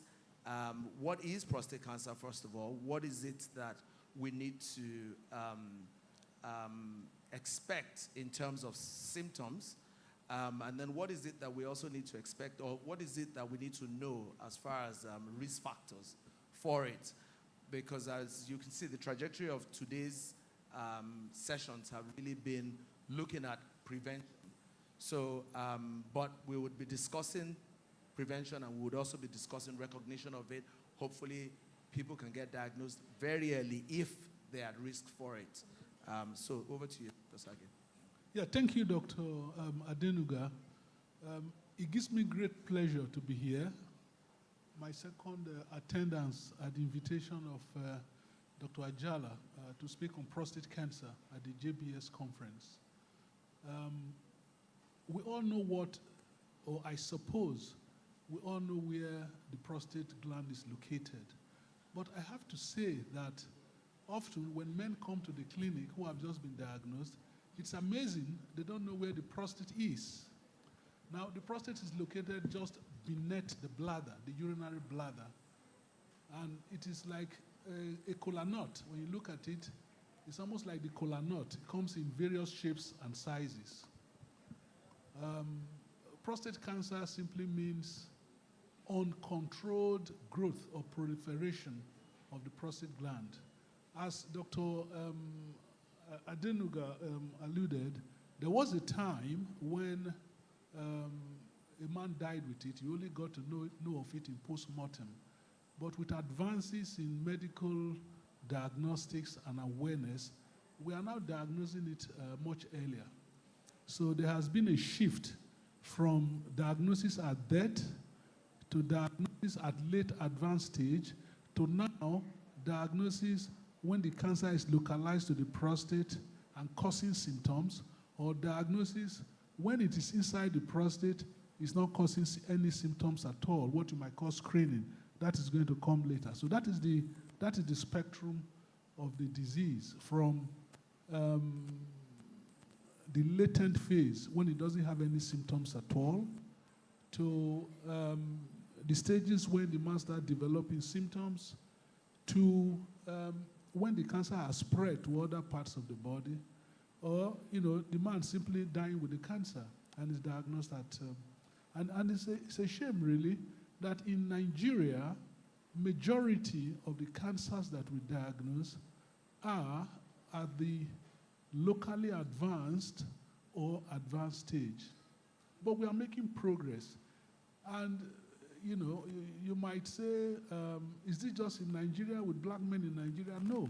All over the world, black men have the worst kind of cancer when they are diagnosed with the prostate cancer. And it might amaze you that in the UK, the statistics is not much different. There's a big campaign at the moment, to try and catch the disease early. So that has to do with the background to all this. Now, how does prostate cancer present?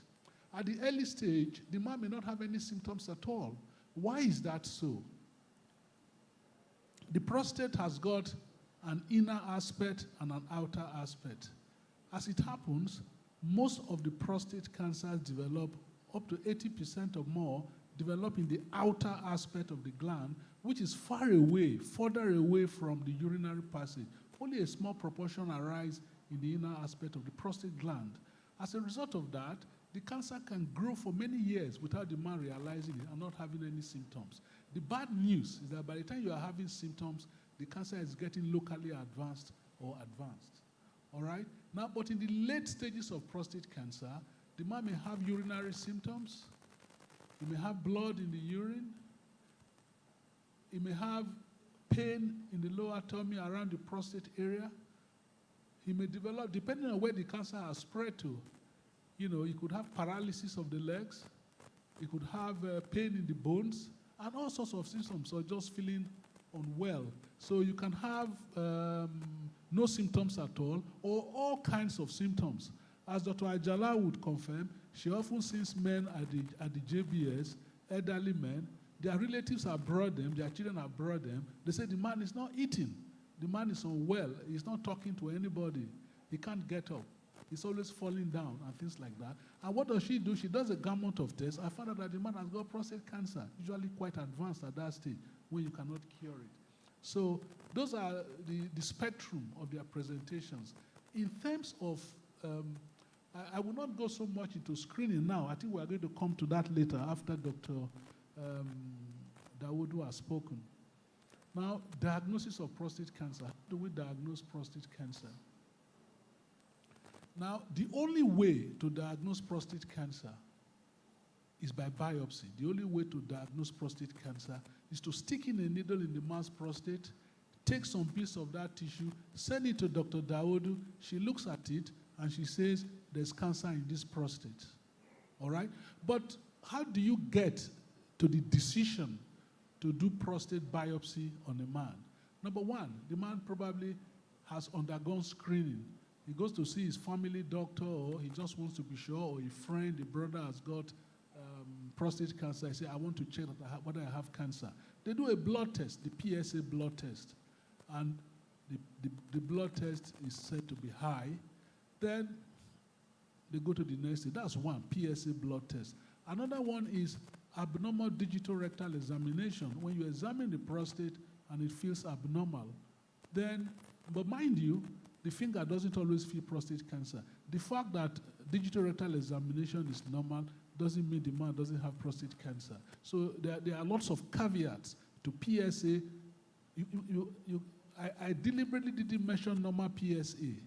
The laboratories will tell you not to fall in general, but it's not as simple as that, all right? There are several factors that come in interpreting PSA. And I can say with some degree of confidence that in the indigenous black man in Nigeria, there is no valid scientific study that has investigated that subject of normal PSA.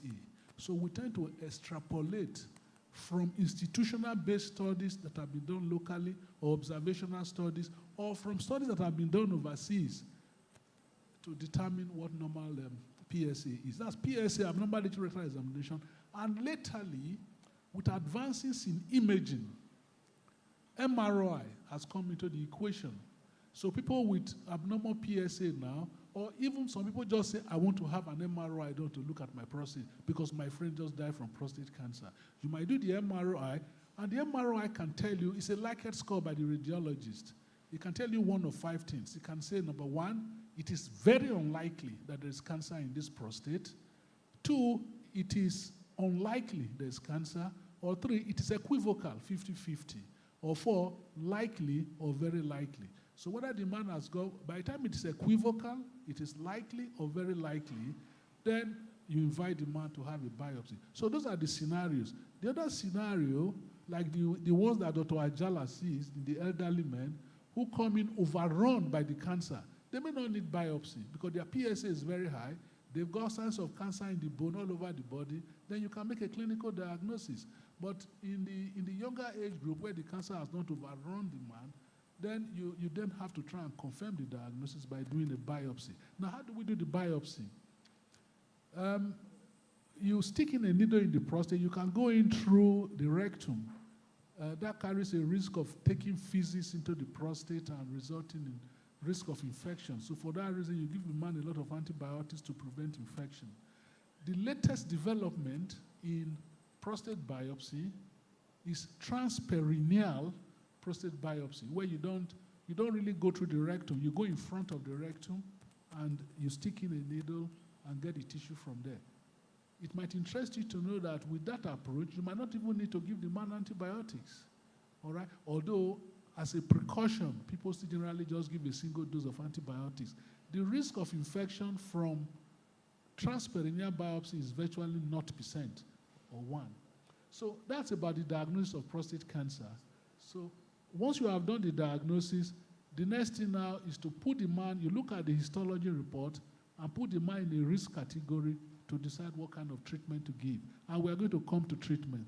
Thank you. Thank you very much for that. And that's a good segue to understanding what this PSA is. We keep hearing PSA, and I know my patients ask me that question, what is PSA? What is PSA?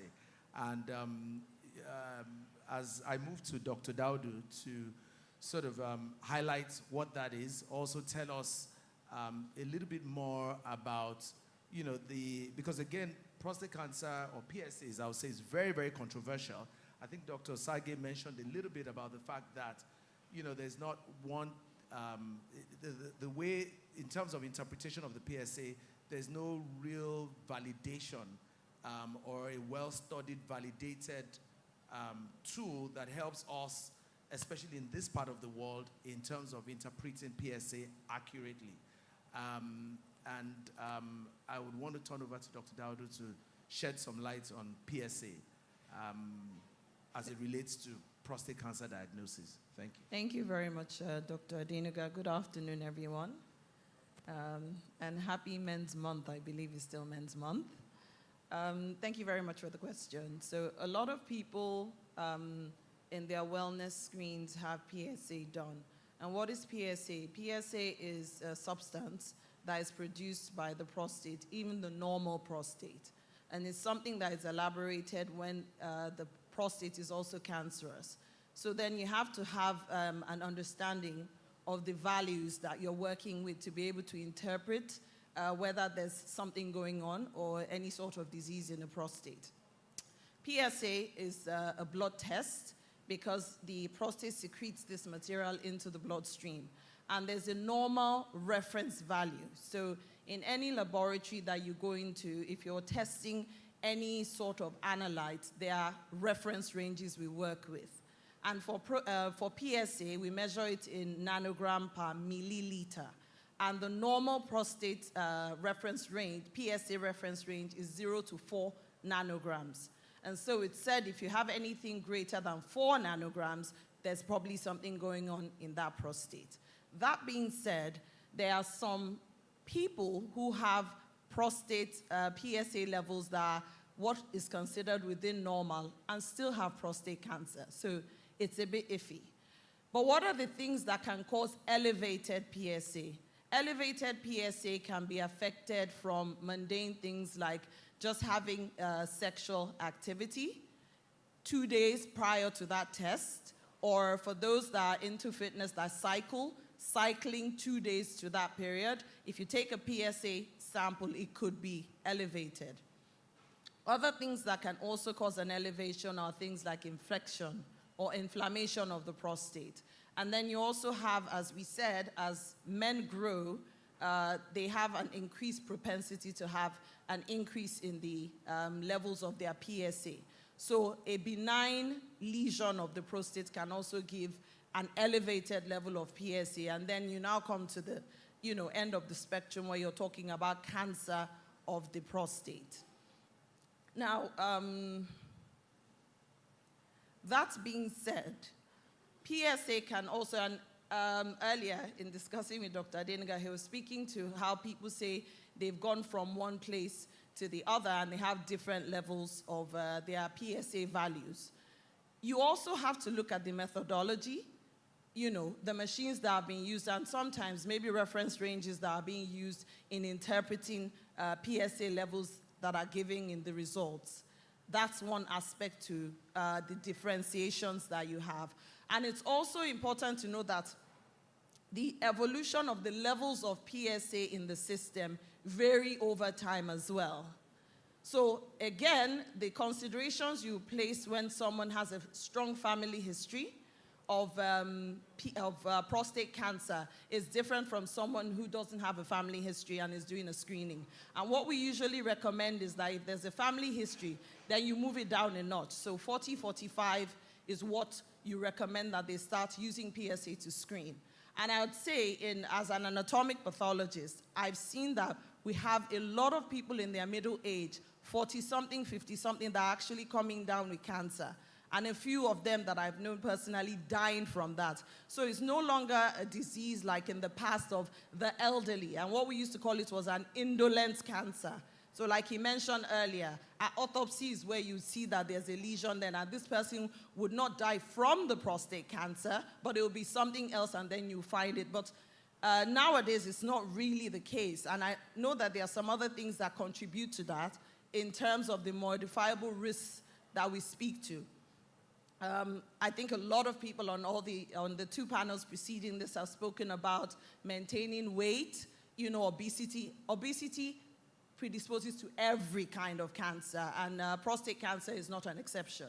So consumption of red meat, dairy products, saturated fats, not being active, are things that can contribute to that. And interestingly, I think during COVID, a lot of us started taking vitamin D. We underestimate a lot of what vitamin D does. It does a lot for the immunity. Vitamin D deficiency has now been associated with an increased risk of developing prostate cancer as well. So those are some things that can contribute to the development of prostate cancer. I don't know. Yeah, so thank you for that. I'm going to come right back to you. So I know that there's some variables because you did mention that PSA has to be interpreted in the context of several factors. You mentioned the risk factor of family history, for example. Also in terms of the actual activities that the individual had engaged in. You also mentioned about infection. And we do know that big prostates produce high PSA because, again, the PSA comes from the prostate. So you don't necessarily have to have prostate cancer to actually have a high PSA. However, are there other parameters in terms of blood tests or interpretation of that PSA that you can use to sort of qualify, so other qualifiers? And I would let you shed some light on that. Okay. Thank you very much. Thank you for that question. So like when we were talking earlier, my reference was mainly around total PSA. There are now a lot of variables that you can use to decide or to define what that PSA means. And we talk about free PSA. In circulating in the body, the PSA antigen is bound to proteins.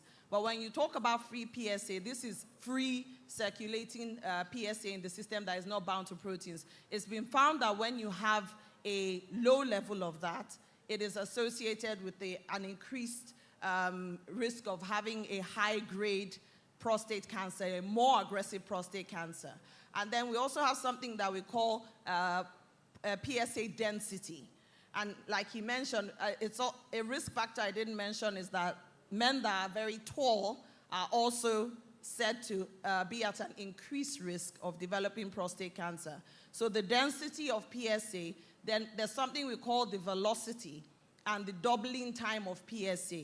And this speaks to the intervals of doing this PSA. So you have PSA this year, and then it was maybe, let's say it was 2.5. And you come back, 2.5 is high, 1.5. And then you come back next year, it is 3.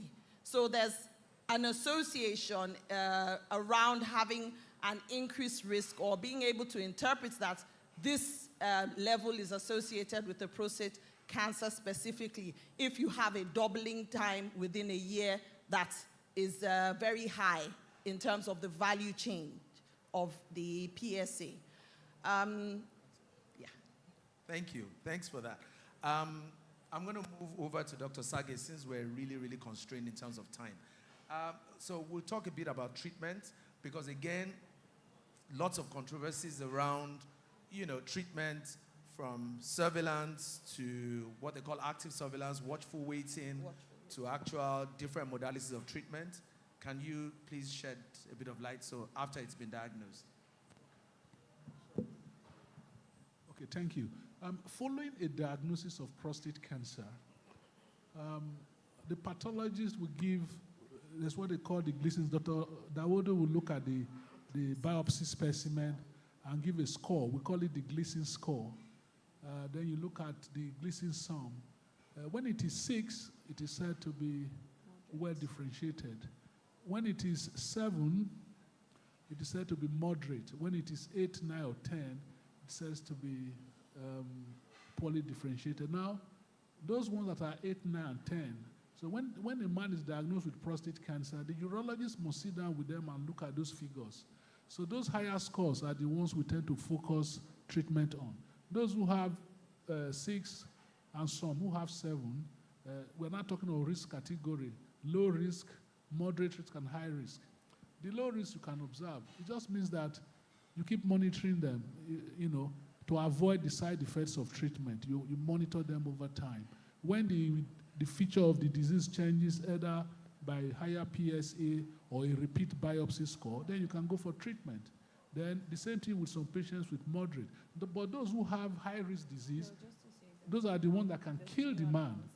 You must do something if they are fit. You have several options: surgery to remove the prostate, radiotherapy, which can be done by internal radiotherapy or external radiotherapy.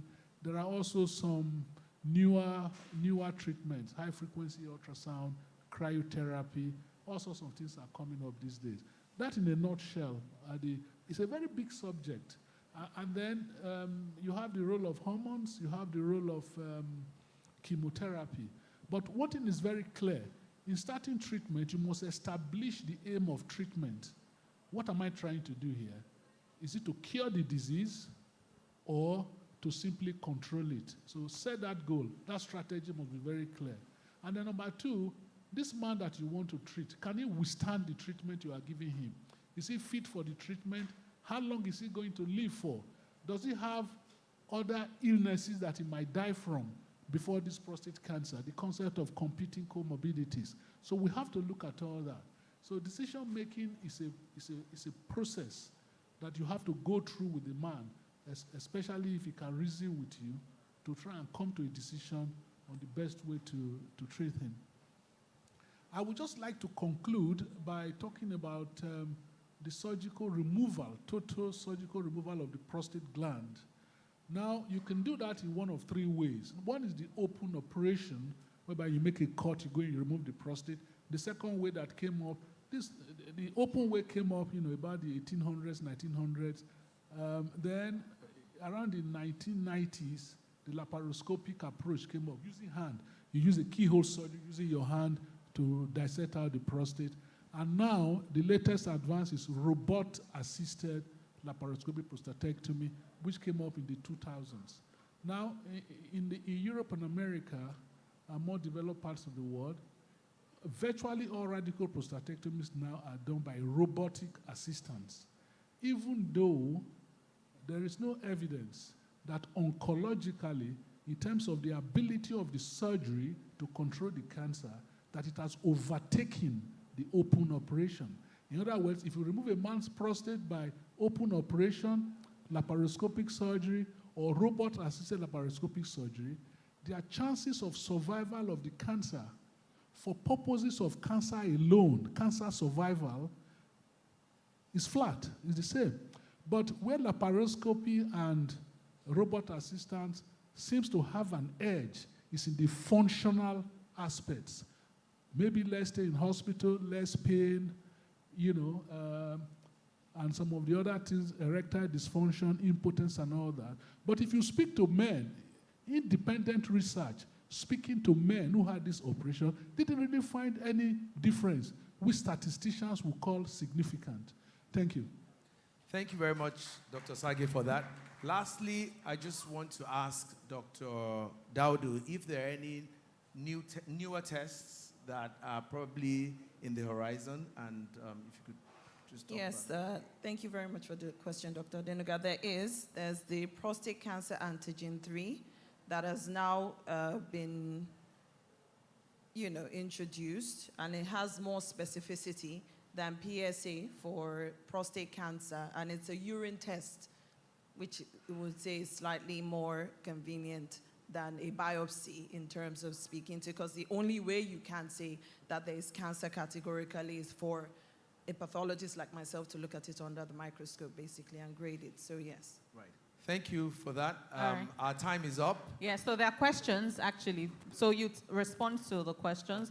The ushers would bring the papers if you have additional questions. But the question I have here has to do with screening criteria, which you think, does it vary between Africans, African Americans versus Caucasians?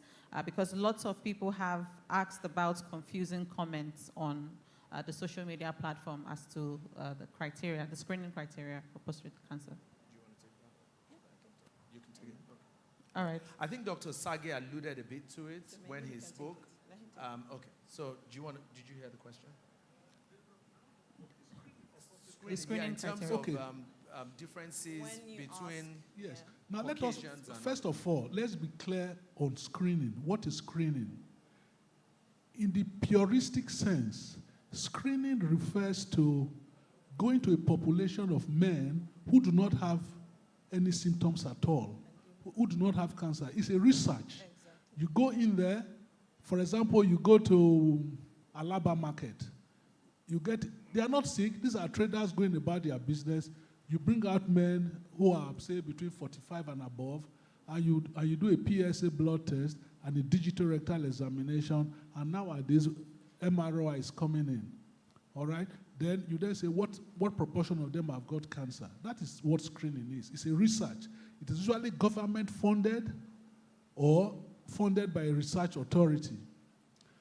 But then you then have what we call case finding. Case finding meaning men who have got symptoms, that people go to see their general practitioner, or they go and see their physician. They will say, just to be sure, let's just check the blood. That's case finding. All right? So you have, or you can also call it opportunistic screening. But all this together, so we don't have screening in the pure sense going on in Nigeria. But what we are finding is opportunistic screening and case finding. But for purposes of this discussion, we can accept it as screening. Now, the WHO came up with about 10 criteria that you have to fulfill to do screening. I'm not going to go into that. But when people say they've done screening, they simply mean they're just doing a test to check if they have prostate cancer or not. And that test is PSA, digital rectal examination, and more and more, the role of MRI in screening is being evaluated. So if I may just add to the PCA3, I'm so excited to hear that PCA3 is now available, because if you've done prostate if PSA is imprecise, or men are trying to avoid biopsy, the PCA3 comes into the equation. Or men who had biopsy before, and you are monitoring them, and they'll say, look, doctor, I don't want to go through that pain again, except I'm sure that this biopsy is likely to be positive.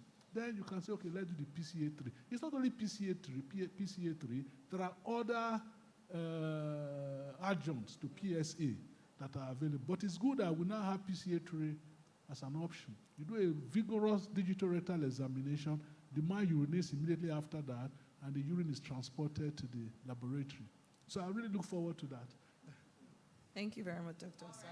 Do you have more questions? So I think just to add to that, when he spoke about the population screening, most times for wellness screening, I mean, what you generally see in Nigeria is that it's recommended when you turn 50, you should try to do your PSA annually. But like I mentioned, if there's a family history that has been established, then you want to encourage the males in that family to start to screen earlier. So 40, 45. And then there's also one associated marker or mutation that you find in females. So maybe the male patient's mother or siblings or whatever have done a BRCA1, BRCA2 screen. If there's a mutation in BRCA2, it is actually associated with a higher risk and propensity to develop prostate cancer. Yeah. Okay? And on top of that, if a man's female relative, mother, sister, has got breast, colon, or ovarian cancer, you know, that leads to that. Now, the West African guideline for management of prostate cancer actually recommended screening to start at about 45. But in men who have lived in the United States or in the Western world, who return back home to Africa to live, or those who have family history of prostate cancer, you want to start a bit earlier, say at about 40. Yes. All right, you have just one final question, then I would let you go. So pardon me if I don't get the correct pronunciation. I don't have any medical background. It says, any role of prophylactic prostatectomy. That's a question for the surgeon. In men with strong family history. Yes. Okay, so the question says, any rule of prophylactic prostatectomy in men with strong family history? Brilliant. So that's a brilliant question, actually, because I think that female counterparts, obviously, with some of what she mentioned in terms of these BRCA genes, which are genes that you use to more or less like screen people who may be at risk or who you think that are at risk, and you're looking for mutations in those individuals so that you can identify them before they even develop the cancer. And when they say prophylactically, it just means that you take the organ out or the tissue out prior to the development of the problem. So in this case, someone is asking that, is there a role for actually, maybe if you know that that individual may be at risk for developing prostate cancer, can you now go and remove the prostate ahead of actually making a diagnosis of prostate cancer? Yes. So that's a very interesting question. It is very interesting indeed. It is a very good, I think somebody who wants to be proactive in his health might want to do that. And I know that some women have got their breasts removed where there is genetic evidence. I think the popular, is it Angela Jolie and so, who had the breast removed? Now, that question actually comes up in urology very, very recently. A Nigerian man in this Lagos, his father died from prostate cancer. His younger brother died from prostate cancer. One of his brothers right now is battling for his life with prostate cancer. He has been battling with his PSA. We've done his biopsy 3 times. We didn't find cancer. He said, doctor, just remove this prostate. And I said, at the moment, we don't remove the prostate when there is no cancer. We might remove your prostate and there's no cancer there, and you have to live with the side effects of this operation. He said he doesn't care. He's read about it. Even though he becomes incontinent, loses his erection and all that, he's happy to live with it. But do you know what? He's had the cancer removed, and we are expecting the histology. But the last biopsy was equivocal. The last biopsy he had before the surgery was suspicious, but not diagnostic. But that's that. Right. Well, thank you very much for that. As you can imagine, this is a topic that not only is it controversial, it's actually interesting, and it's also very broad. So I hope we've been able to do justice to it in the short time that we've had. But just in closing, I'm a family physician, and I'm an advocate for screening. I'm an advocate for prevention. So, and I want us to be able to take home from this that what we need to realize or identify is the fact that, first of all, we're blacks, we're at risk. We're Africans, we're at risk. We're men, we're at risk. So putting all of those factors together, screening should really start at age 40. And plus, a lot of us also don't know our family history. Our parents have not necessarily shared their family history, either from lack of knowledge or just from ignorance. Then they don't even know the history of their fathers and their forefathers. So again, we fall into that bracket of people who are at high risk. And we're finding that when people are diagnosed now, they're actually diagnosed with the very aggressive type of cancer. So having put all of that together, I think it's very, very important that screening should start at age 40. And what, again, from a practical standpoint, I get the research part, but from a practical standpoint, what that means is that you need to identify, you need to have a family physician, GP, whatever you call it, and see that person on a regular basis. We've also talked about the fact that, make sure that the screening is done or the tests are done in the same lab. Then also, when you look in terms of trying to determine whether the numbers that you get are consistent with the black population or our Caucasian counterpart. What is important is that the trend of the numbers. So if you come in with a 0.8 today, next year I do it, you end up with a 1.5 already. That, or actually no, you end up with a 2, for example. The doubling time of that is already higher than 0.75, which already tells you that in terms of the velocity that she mentioned, there might be something in that. So again, with the knowledge and informed decision of your family physician, yourself, and all of that, you are actually able to determine very, very early on so that you're not faced with people coming in at the time when they go to JBS and they have cancer all over the place. Okay, I'll so stop there. yes, Thank you. so just before you go, this question is from online, and I feel it's worth asking. He said, I had a biopsy, and my glycine score is 6. Since my biopsy, a lot of my friends who have done the removal have informed me that the side effects are terrible, like incontinence and having to wear diapers for years and not having erections. So he's asking, can these be corrected? Okay. I'll turn over to you. What is not clear to me from that, is he asking whether he should have treatment or is afraid of treatment? No, he's asking. He has not started showing this negative effect. So he's asking if it can be corrected. He's since asking his that friends. can those complications be corrected? Oh, yes, of course. Now, the first thing, remember I said a glycine 6 is almost the lowest score that you can, that's 3 plus 3 probably. So you need to know what his PSA is. So assuming his PSA was lowish, all right, and the number of cores, positive cores found on the specimen was very few. So you could say that he has low-risk disease, all right? If he has low-risk disease, he can actually go through initial surveillance. Surveillance meaning you just keep checking his PSA, you know, and all that regularly. And if the disease should change, then you can then offer him treatment, all right? But to offer that, he has to be motivated to attend his appointments and do all that so the cancer doesn't overrun him. Okay, thank you so much. But to complete the question, even if he went ahead to have treatment, it is not true that once you have treatment, you become incontinent of urine. I have so many patients who have had this operation who do not have incontinence of urine. Okay. I have several patients who have had this operation who have maintained their erections. All right? I have so many men who have had this operation. I don't have any patient who had this operation who is totally incontinent. What tends to happen is that they are incontinent when they cough, laugh, or sneeze, stress incontinence initially. Gradually, it improves. They may still get the occasional stress incontinence that may require 1 pad a day only when they are up and about, but when at home, they don't need it. So it is not true that once you have the operation, you must lose your erection.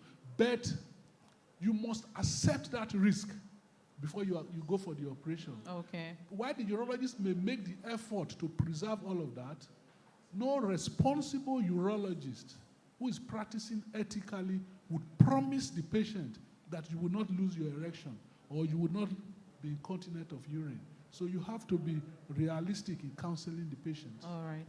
There's a buyer beware clause on that in the sense that that person who is asking the question needs to see Dr. Osage, so that's always important. Before we I find close, that people tend to just give snippets of their problem, and then they absorb the solutions that people give them, you know, based on that. But Toyin, go ahead. I think before we close on this, it's important because, you know, we chose men's health and prostate cancer because, like you know, we've had this deluge, isn't it, at JBS Gerontology Center, men in their 70s, 80s with advanced metastatic prostate cancer.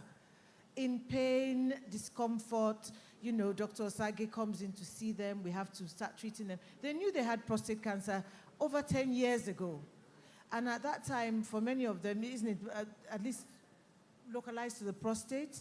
So it's important, I don't know what it is, but men seem to be afraid of treating.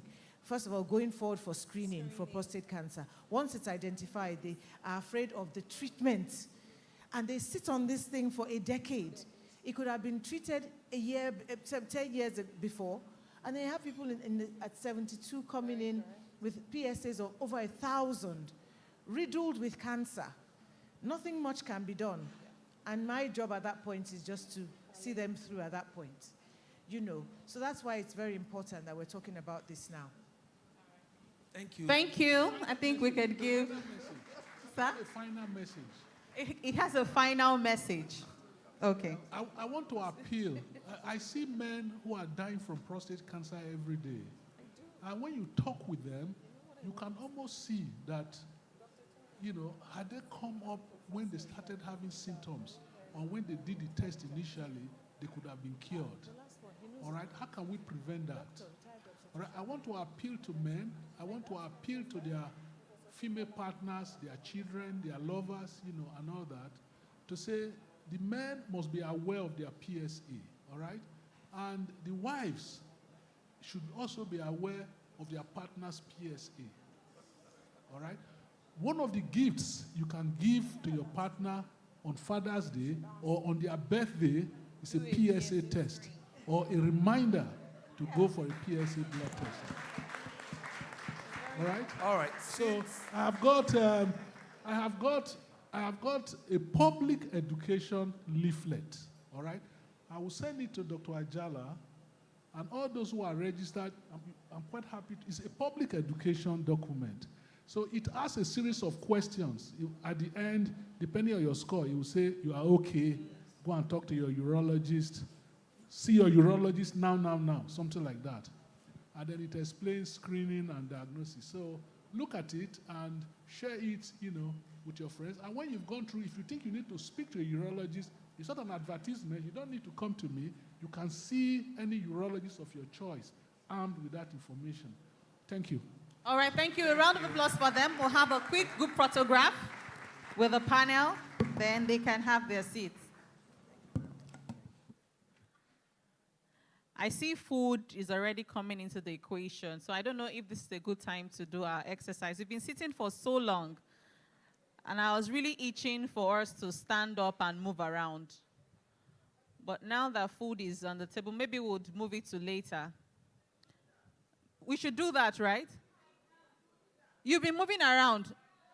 Oh, really? Some people have been sitting on their seats for very long. So let's stretch, let's work, let's move around. For those that have been doing that, great job. Then after your meal, we'll certainly have that exercise because we want people who are participating in this program to actually know people and be more familiar. These are some of the benefits you get from attending conferences like this. Relate with people and have good interaction.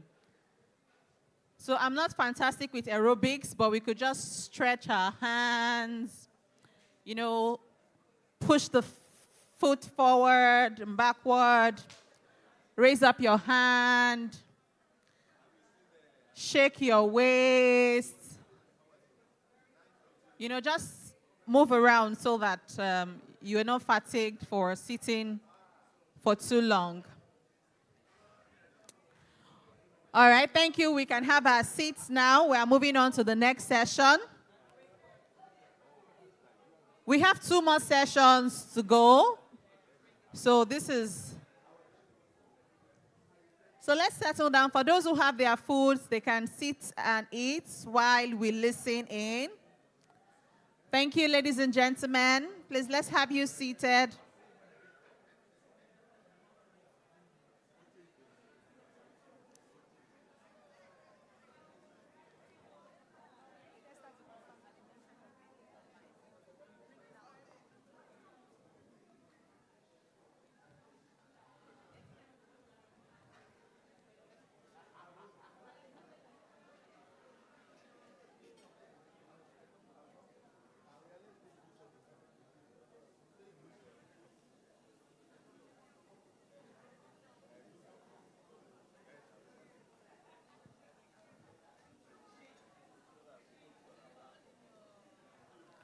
Our online participants too can also do some stretch. We're going to enter into the remaining 2 sessions after this short break. And the two sessions are very, very vital. We're taking a look at financial health as well as mental health. So you don't want to miss these two sessions. Financial health, mental health, after which we have the closing remark, then we call it a day. Thank you for your patience and thank you for staying the course. It's been an amazing time with you.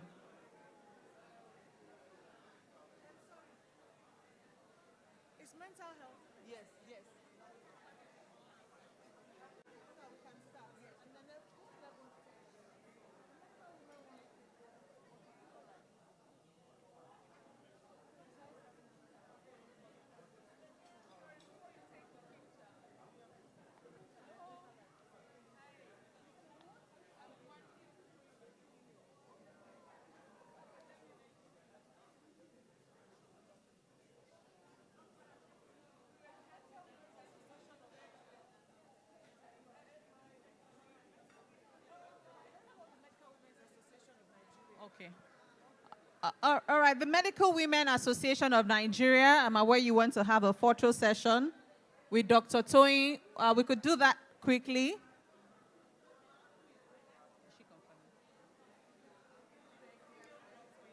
Okay. Okay, and if you are a female doctor in the house, it's an opportunity to also have you, female doctor in the house. How about aspiring doctors, ma'am?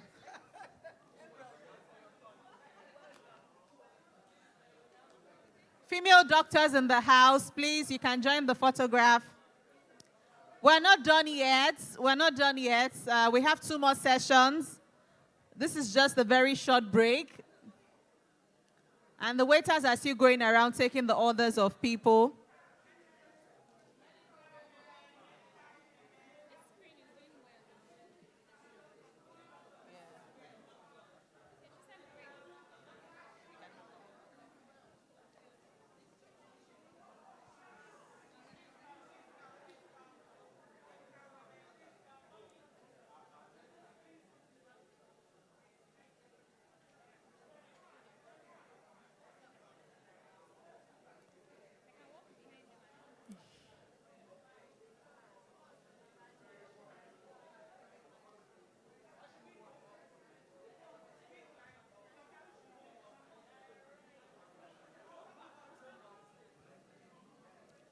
So after this photo session, we'll go straight to the next session.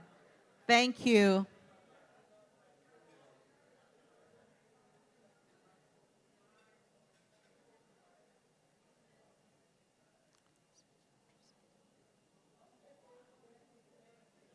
All right, thank you so much, female medical practitioners. It's really nice to have you, and thanks for your service. We appreciate you. All right, so now we have to settle down. The next session is starting. Thank you, thank you. All right, so the program says financial health before mental health, but we are going to move mental health forward while we'll take financial health last. So we're just going to make that quick adjustment.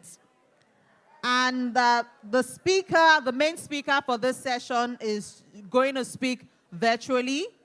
So what we'll do is we'll have moderators who have moderated different sessions come up stage, to actually interact with the lead presenter, whom I would introduce last. So bringing up the moderators who have chaired different sessions at one point or the other, I'd like to invite to come up stage Dr. Yinka. Okay. All right, so the moderators would not come up again. The mental health speaker will just do a thing, then we throw it open for question and answer. Thank you. Can we have one house?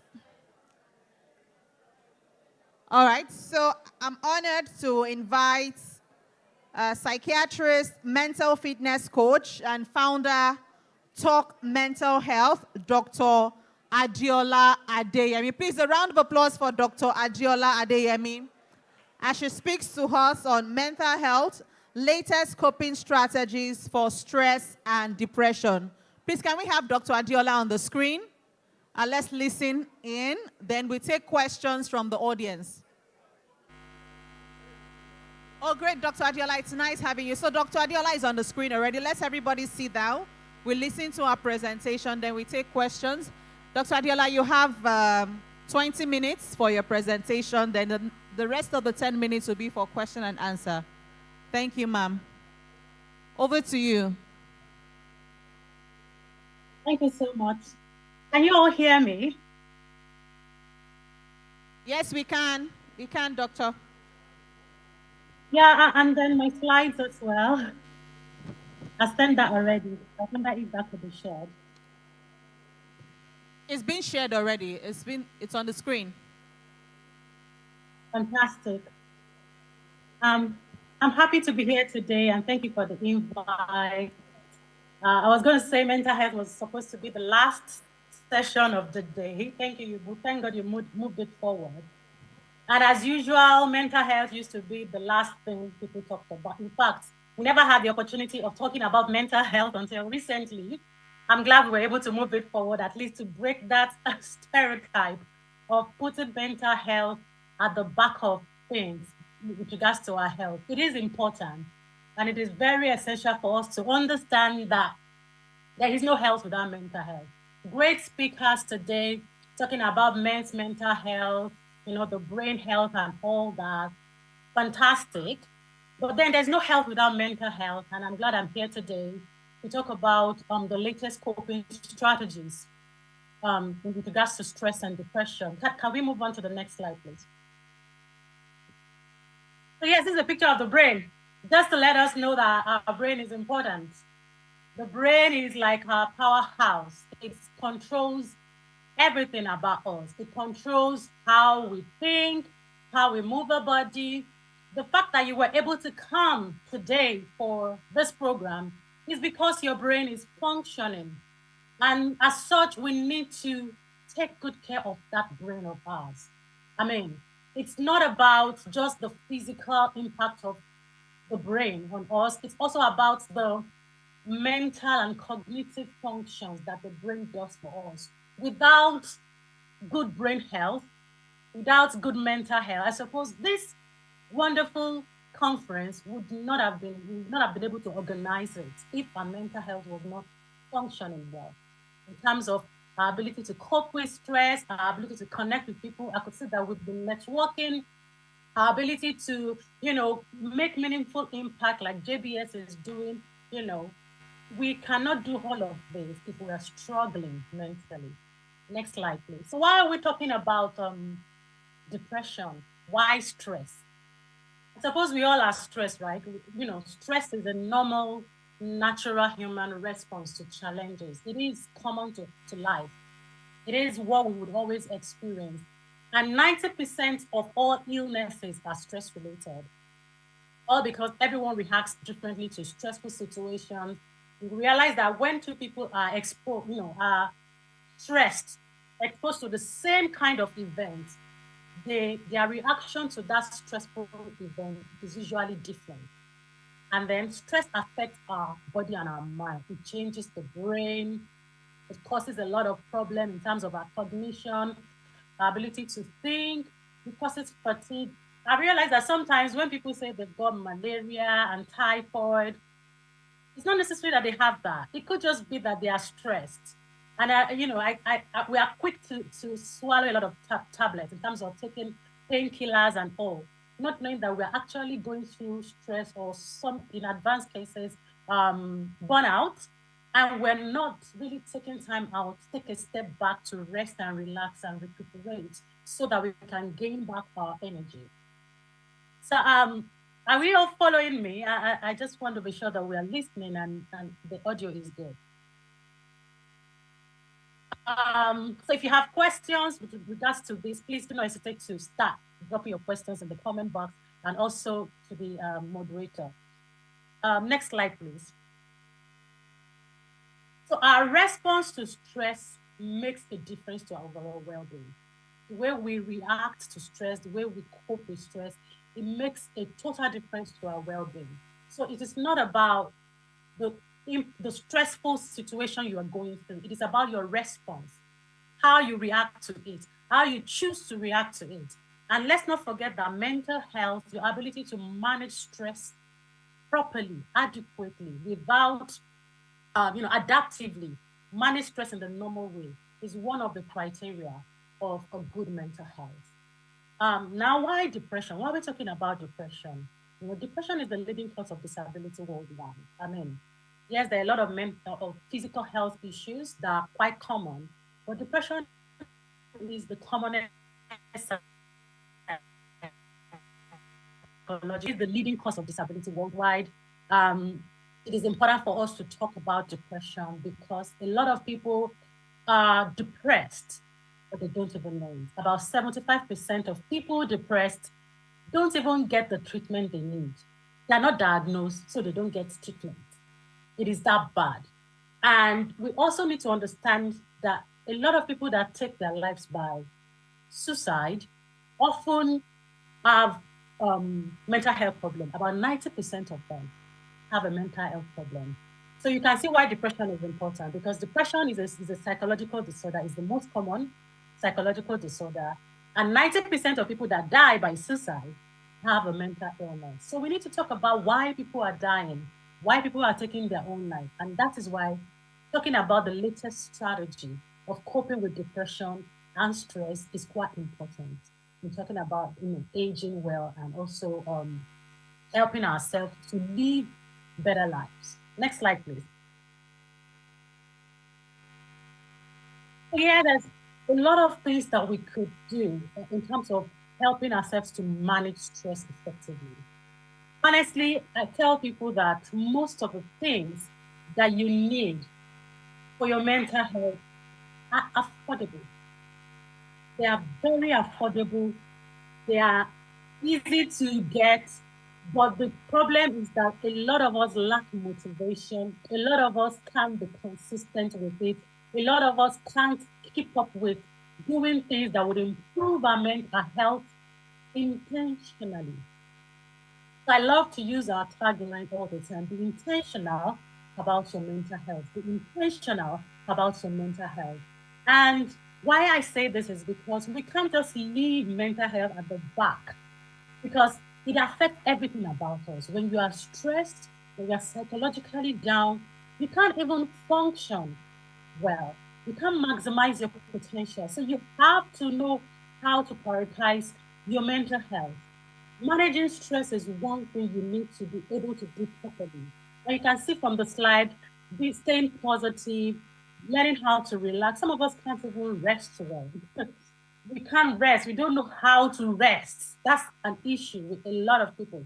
We need to learn to rest. We need to learn to take our minds off activities that would keep us overwhelmed, and learn to relax our mind and our bodies. But then I'm going to be talking about 3 important ways to manage stress today. Yes, there are a lot of things that can be done, but 3 important things that you need to do to improve stress management. Next slide, please. So the first thing is sleep. Now, the first important thing to do is sleep. I don't know if people that are online could just put in the comment box, how many hours of sleep do you often get? If you can't put it, I know that we have a lot of people in the hall, and I may not be able to start asking. If I was there presently, I would have asked. But then if you could just put in the comments to let me know how many hours of sleep do you get every night? How many hours of sleep do you get every night? Someone said 5 hours. I don't know if the moderator could, if anybody is able to answer that, it would be nice. If the moderator could just help me. 6. You get, someone said so feedback, 6 hours. Someone said 6 hours. Someone said 8 hours. 8 hours, fantastic. 4 to 5, 6. Thank you, thank you, thank you. Over 6 hours, good, good, good. Good. So the truth is that if you want to live long and if you want to live well, research has shown that you have to sleep an average of 7 to 8 hours a day. If you want to live long and age well, because there's a difference between living long and aging well. You could live long and have a lot of health issues whilst you're still alive. But if you want to live long and age well, you need to prioritize sleep. And the researcher said 7 to 8 hours. You can see from the last sentence on my slide, sleeping less than 7 hours a night can affect your health, can affect your immunity, can affect your nervous system. In fact, some researchers are, linked it to death. That people who sleep less than 7 hours are likely to die, younger than those who sleep more. So gone are the days when they used to tell us that if you sleep for 8 hours every day, by age 30, you would have slept for 1/3 of your life. No. That's gone are the days. I mean, we can't live by that standard. Sleep is what helps us. What does sleep do? Sleep improves our health. Sleep gives us the energy, repairs the cells of the body. Just imagine walking, and there are a lot of damages all over you. You sure need, it's beyond feeling refreshed. You need to be repaired. And it's during that sleep hours that your body gets to, do all those repair that needs to be done. As simple as sleep is the gift that God has given to us, and we need to maximize it. Yes, I know that there are a lot of things that needs to be done, and oftentimes we have deadlines, but if you are sleep deprived for maybe 1 or 2 days, that's fine. But then when you are regularly not sleeping well, you cannot age well. You cannot feel good about yourself. You sure need to ensure that you sleep well to be able to think well, sleep well to regulate your body temperature, sleep well for your immune level. It will help you to fall sick less when you sleep well.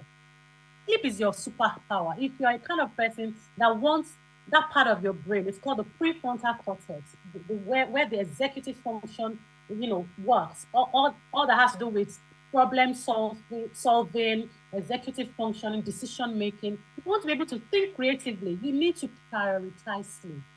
So let's not forget, sleep is your superpower. One of the ways you can manage stress and depression is to prioritize sleep. That's number one. Number two, next slide, please.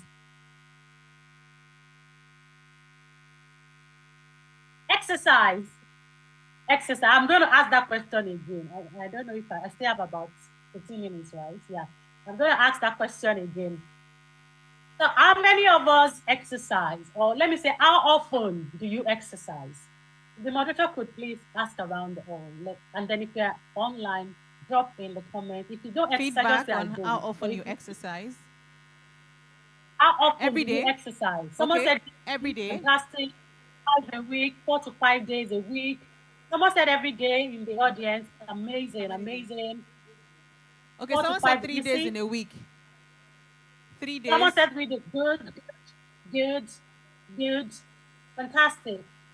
So, yeah, daily, twice a week. Maybe I should just take it further. Moderator, could you please help me ask? Why? Why do they exercise? Why are they exercising? I want to know why. Okay. If you're online as well, could you just put in the box, why do you exercise? I'm going to why the everyday exercise. When I wake up. Why do you exercise? When I wake up in the morning. Someone said, I want to live healthy and live long. Yes. Good. Yes. To see the sun, amazing. It warms my whole body. Good. Me up. Build muscles, keep me fit, and mental fitness. Amazing. So feedback from everyday exercise says it warms our body up each time she exercises. Good. Warms our body up. Amazing.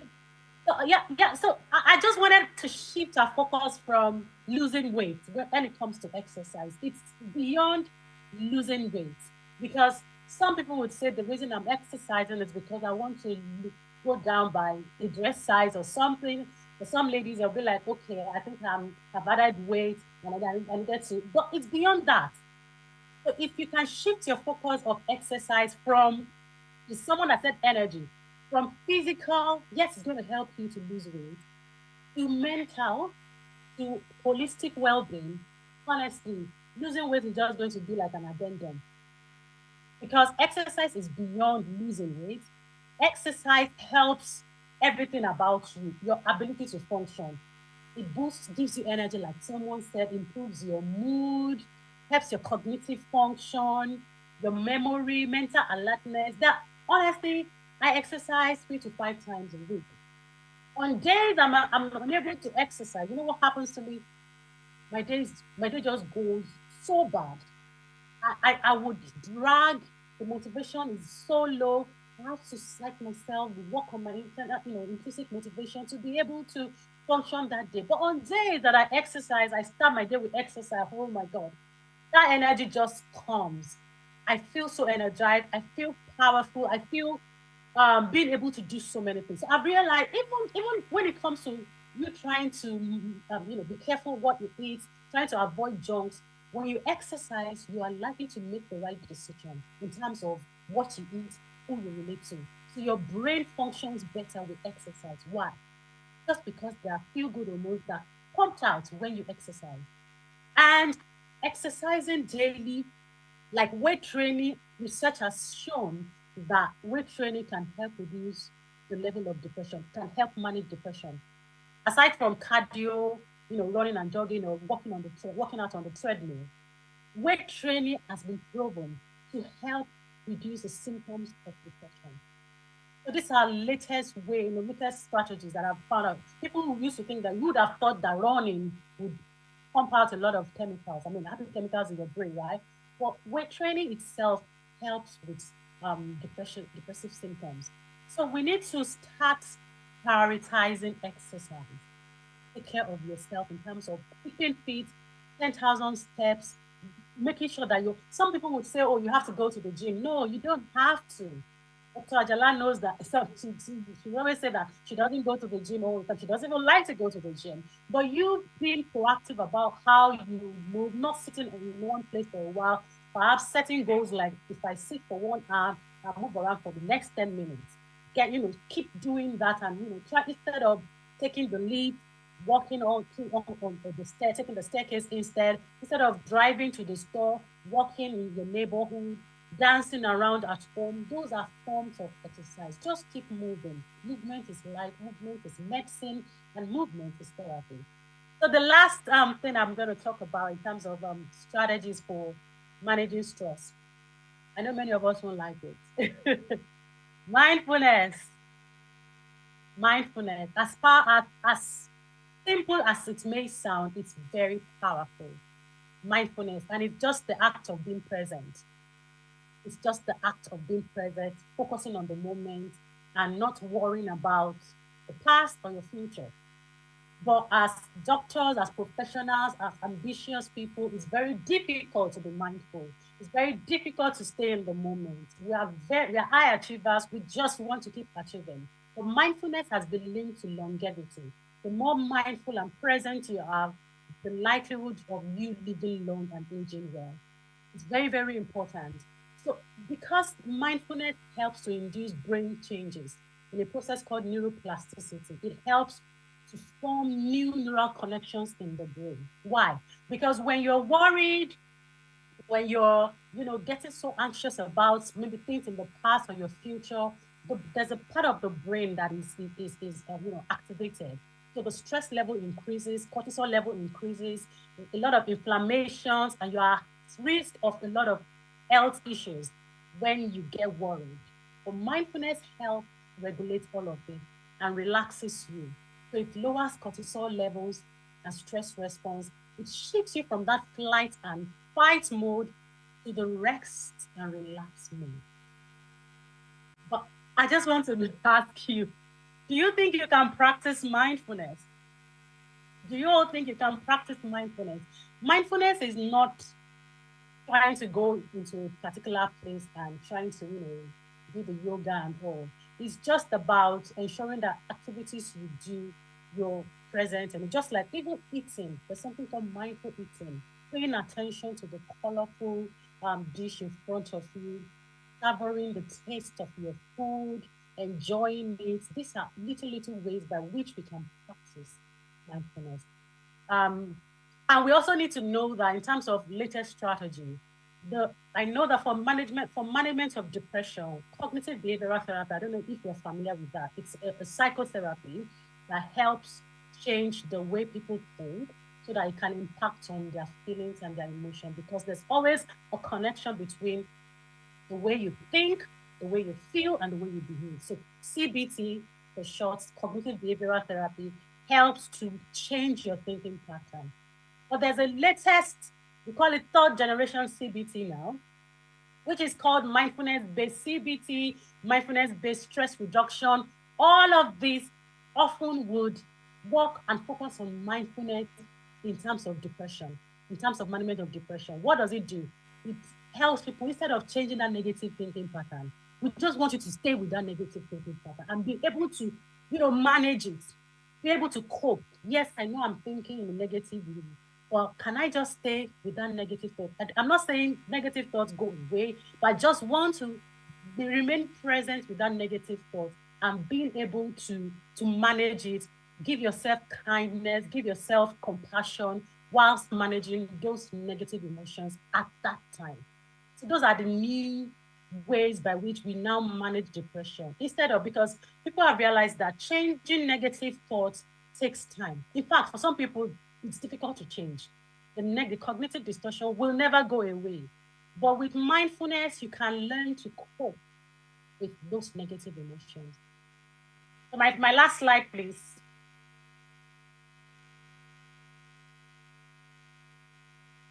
Yeah. So we need to play more. So we need to play more, time to play. I think we kind of we often get so serious with our lives that we find it difficult to play. And that's why sometimes I liken ourselves with children. When you see children, you realize that they have better mental health, they are happier, they have less worries, just because they engage in so much playful activities. All right? So play keeps us vital and alive. Play gives us enthusiasm for life. All right? Play builds resilience. It helps us to connect with people. It boosts our creativity. It helps us to become less anxious and less stressed, less depressive illness, symptoms when you learn to play. I mean, it's also linked to mindfulness. It's just that you're not worried about what the future holds. You're just learning to stay and remain in present and playing and enjoying your life. And I'm going to wrap up by saying we don't stop playing because we grow old. We grow old because we stop playing. That's a word by George Bernard Shaw. We don't stop playing because we grow old. We grow old because we stop playing. Whenever you stop playing, you're likely to age faster. So learn to play more. Thank you all for listening to me. Thank you so much, Doctor. That was indeed an amazing session. So I don't know, are there questions so that we pass the papers forward? Time is really running. Questions, mental health related questions, or stressors that you could do away with? Questions, please? Oh, great. I hope we listened to the presentation. I hope the food was not a distractor. The food did not distract, right? Okay. Because this is new. Oh, we have one and. Okay, because she's the only one, we'll just give her the mic to ask her question, then we move on to the next session. All right.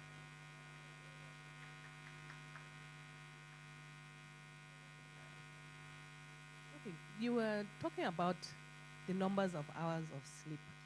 And sometimes you said more than certain number of hours per night, and sometimes you said certain number of hours per day.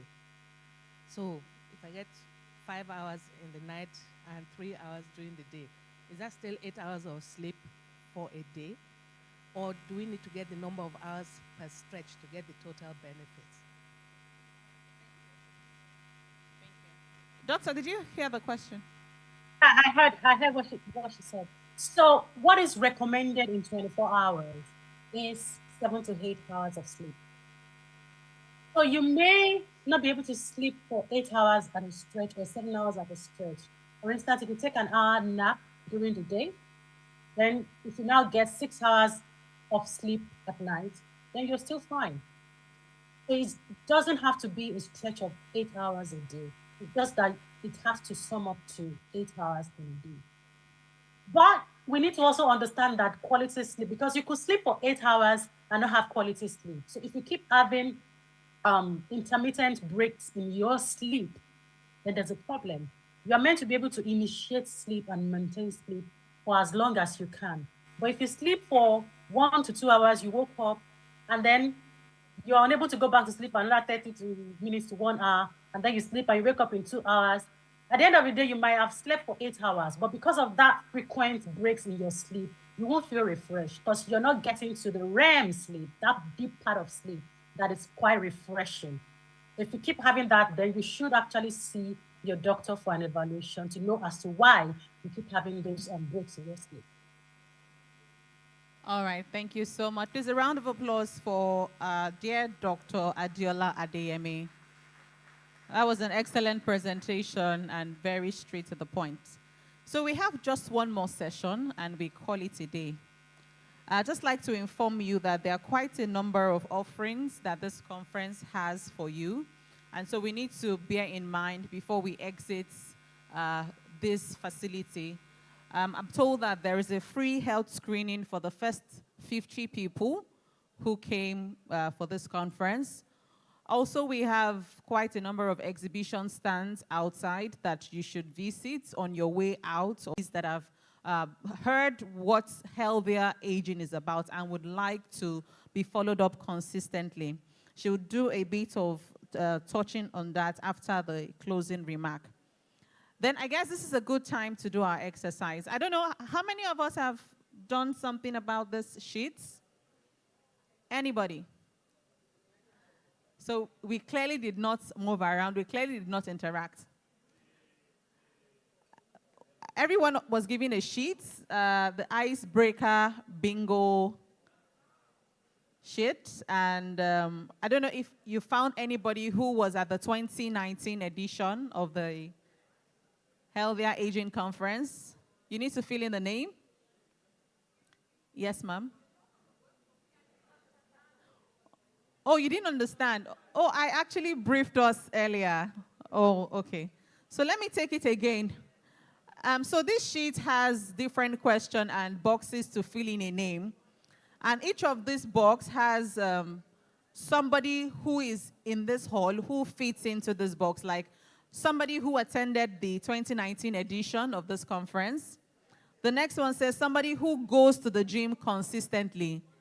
If you need expo, she goes, okay, she said she exercises. I'm not sure she goes to the gym consistently. So that's something you need to clarify. Somebody who works at JBS Gerontology Center, aside from Dr. Tony, because it's obvious, JBS, works in the healthcare sector. You need to fill in the person's name. Someone who wears medicated glasses, get the name and fill in the box. Someone who has a PhD. There are quite a number of doctors, but we're looking at academic doctors now. Someone who has a PhD. And works at JBS Medicare Services. Somebody who is a business owner. Has attended all the Healthier Aging conferences. Someone who works with the government. Someone who is a vegetarian. Someone who doesn't drink tea. And somebody who is left-handed. And the final thing is somebody who is 30 years old, exactly 30 years. So I need us to put a name. So it would require you to leave your table or talk to somebody on your table. So can we have that done in the next 5 minutes? If you are not eating, please get that done. Oh, you don't have yet? Hello, ma'am. Please, can she have one of this? All right, thank you. Some people don't have. If you don't have, just signify. So I give you 5 minutes to do that, please. What did you say? Some have even completed the form. Have you completed the form?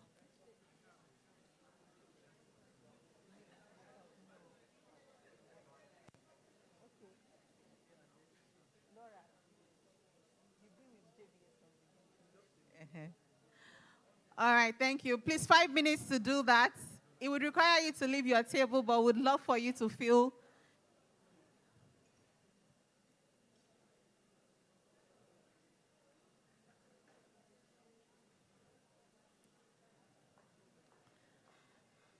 the left-handed person is very interesting, like someone who is left-handed. It will take quite a number of investigation. Or maybe you spot the person writing, oh yes, you're left-handed.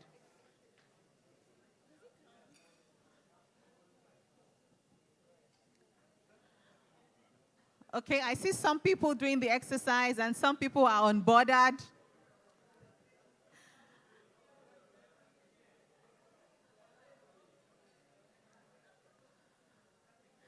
If you've completed the form, just signify to me. I'll come pick up your form. Just do well to write your name on the paper. You never can tell what you'll be winning.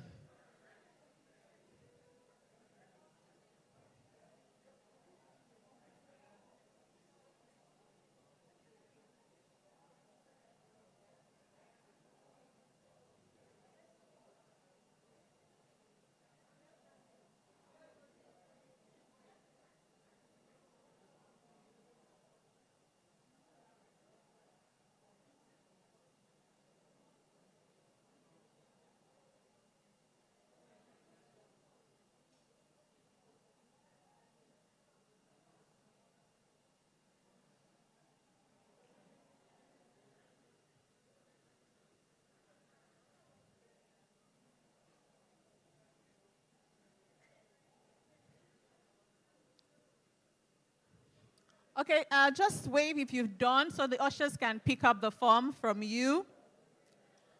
As we get ready for the final session, one that would clearly interest you is we're talking money matters, financial health, rich old age versus poor old age. Rich old age versus poor old age is what we're discussing. All right, keep filling the form and keep asking around. I'm sure someone will win something interesting before we leave this conference, and that could be you. So let me quickly invite our speakers for the next session. 3 of them, actually.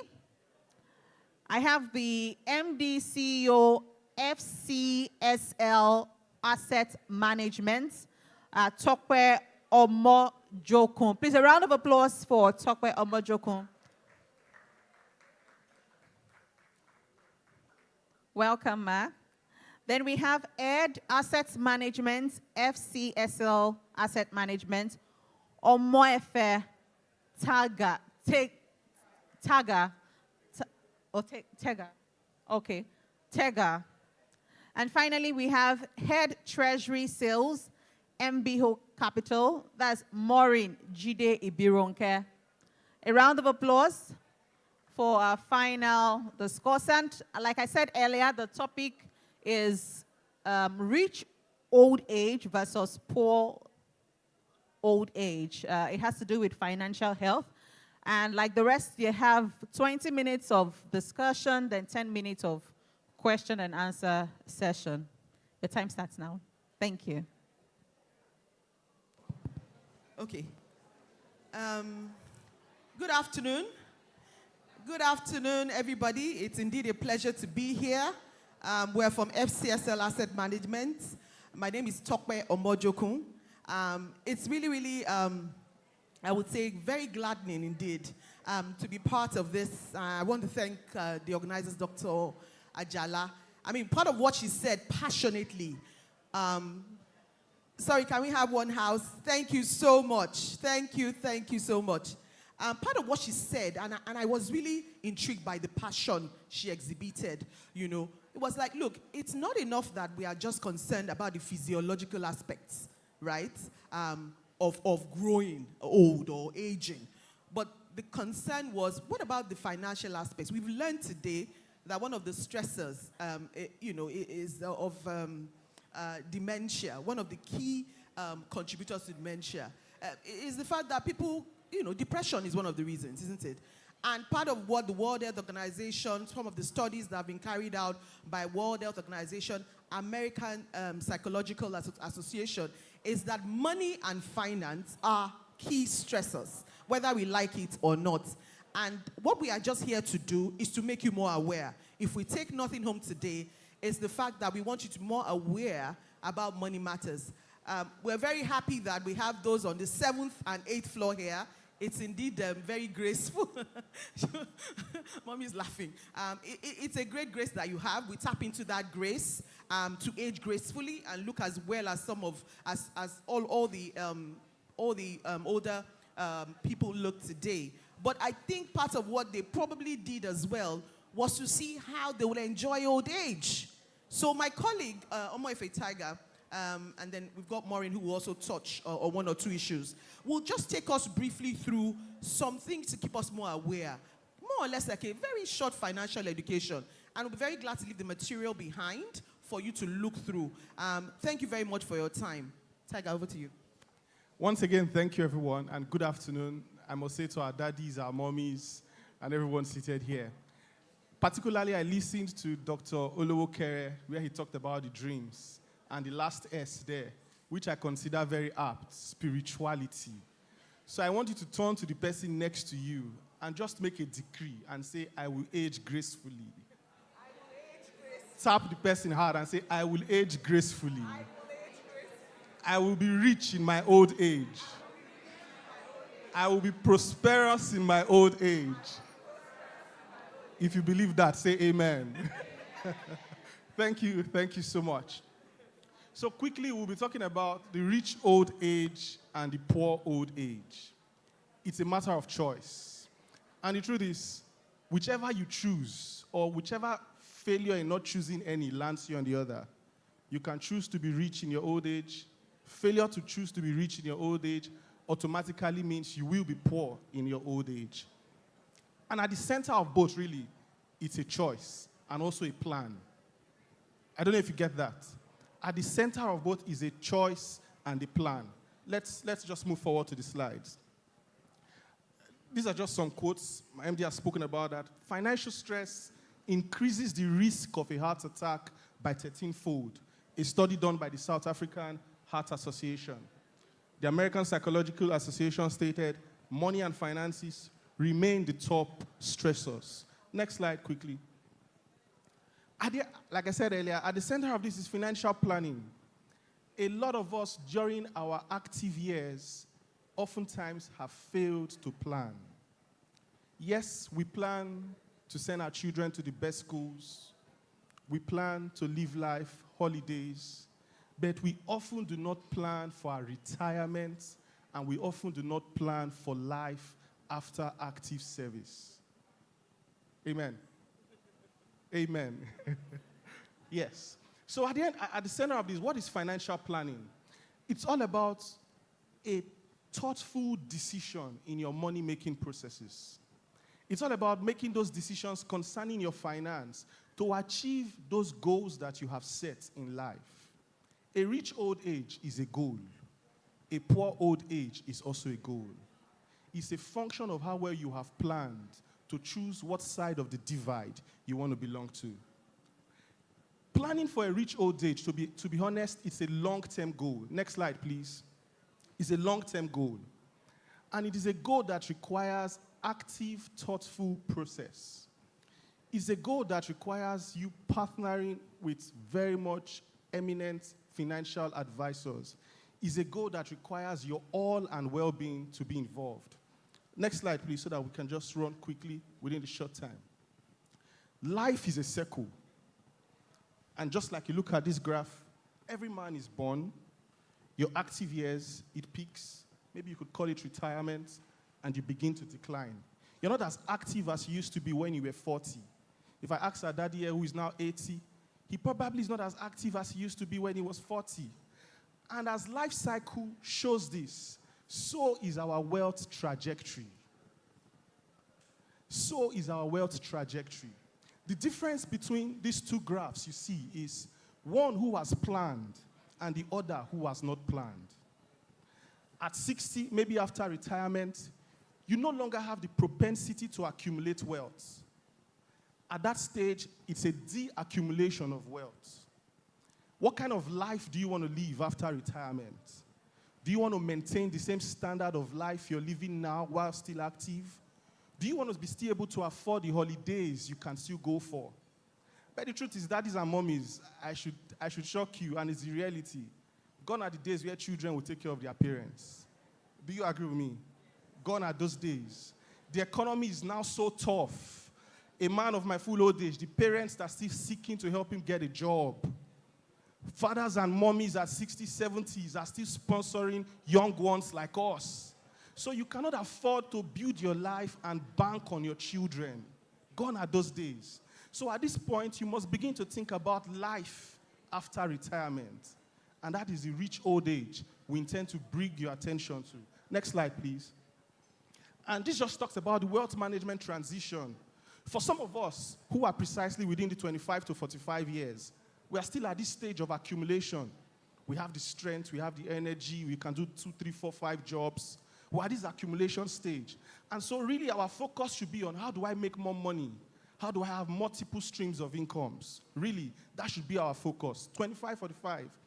But a lot of our daddies who are seated here today, some of them are already at this stage, practically between the ages of 45 to 55, the preservation stage. You've got into the apogee of your career, fat bank account balances, probably in the 9 to 10 digits. We're not there yet. My MD belongs to that category. She belongs to that category. You know what I mean? And the last stage is the transfer stage. So at this stage, the focus really is, how do I preserve my wealth to outlive me? One risk, which we'll talk about in planning, is longevity risk. A lot of us do not plan to outlive our assets. A question was asked, how many of us want to live up to 100 years? I raised up my hand. But the truth is, you need money to finance living very well up to 100 years. Amen. You need money to finance living up to 100 years and to live well without being a burden to others. Do you agree with me? Do you agree with me? And so you must plan for it. Let me shock you. The insurance firms, I believe some of us, after retirement, if I ask our daddies, you may have bought annuities. Am I correct? PFAs would have sold you annuities. But the truth is, those guys don't want you to live long because it's a risk to them. Do you agree with me? They don't want you to live long. So what am I trying to say? Do not bank or plan on your pension fund. It will not take you through retirement. It would not see you through retirement. You must have a plan by the side. So that is the difference. Then the last end is transfer. A lot of us don't think about this. Transfer of your legacies, estate planning. Oftentimes we have worked hard. You've built estates. You've built big businesses. But the question is, what happens to those estates and legacies when you are long gone? I don't know if you get that. We hear of big companies abroad in their third generations, in their fourth generations. But the question is, how many Nigerian businesses have such? You've worked hard for these monies. After your death, what happens to these estates? How would your children spend these monies? Hard-earned assets. When you look through the annals of Nigeria, you see a lot of such assets wasting. People who have plans to pass on their estates, children fighting over such. I believe some of those persons in their graves, they are rolling over and crying. Why? Because they have failed to ensure a transfer of their legacies. And we'll just run through quickly. Next slide, please. Next slide, please. Yes. So in planning relief, which is the crux of it, these are certain risks we must consider. As financial experts, when we sit with clients who we are saying, you need to start planning for retirement. You need to start planning for old age. These are certain risks you must take cognizance of when we advise. Your longevity risk. Will your assets outlive you? Inflation, legacy, your ability to pass on these assets to your loved ones, to your children, to ensure that there are no strife. Market risk. You don't want to have properties where your children sell them off and they waste it all. Liquidity risk. You are old. You've bought houses all over the place. And you need money. It's not easy to sell real estate. How many of us agree? It's not easy.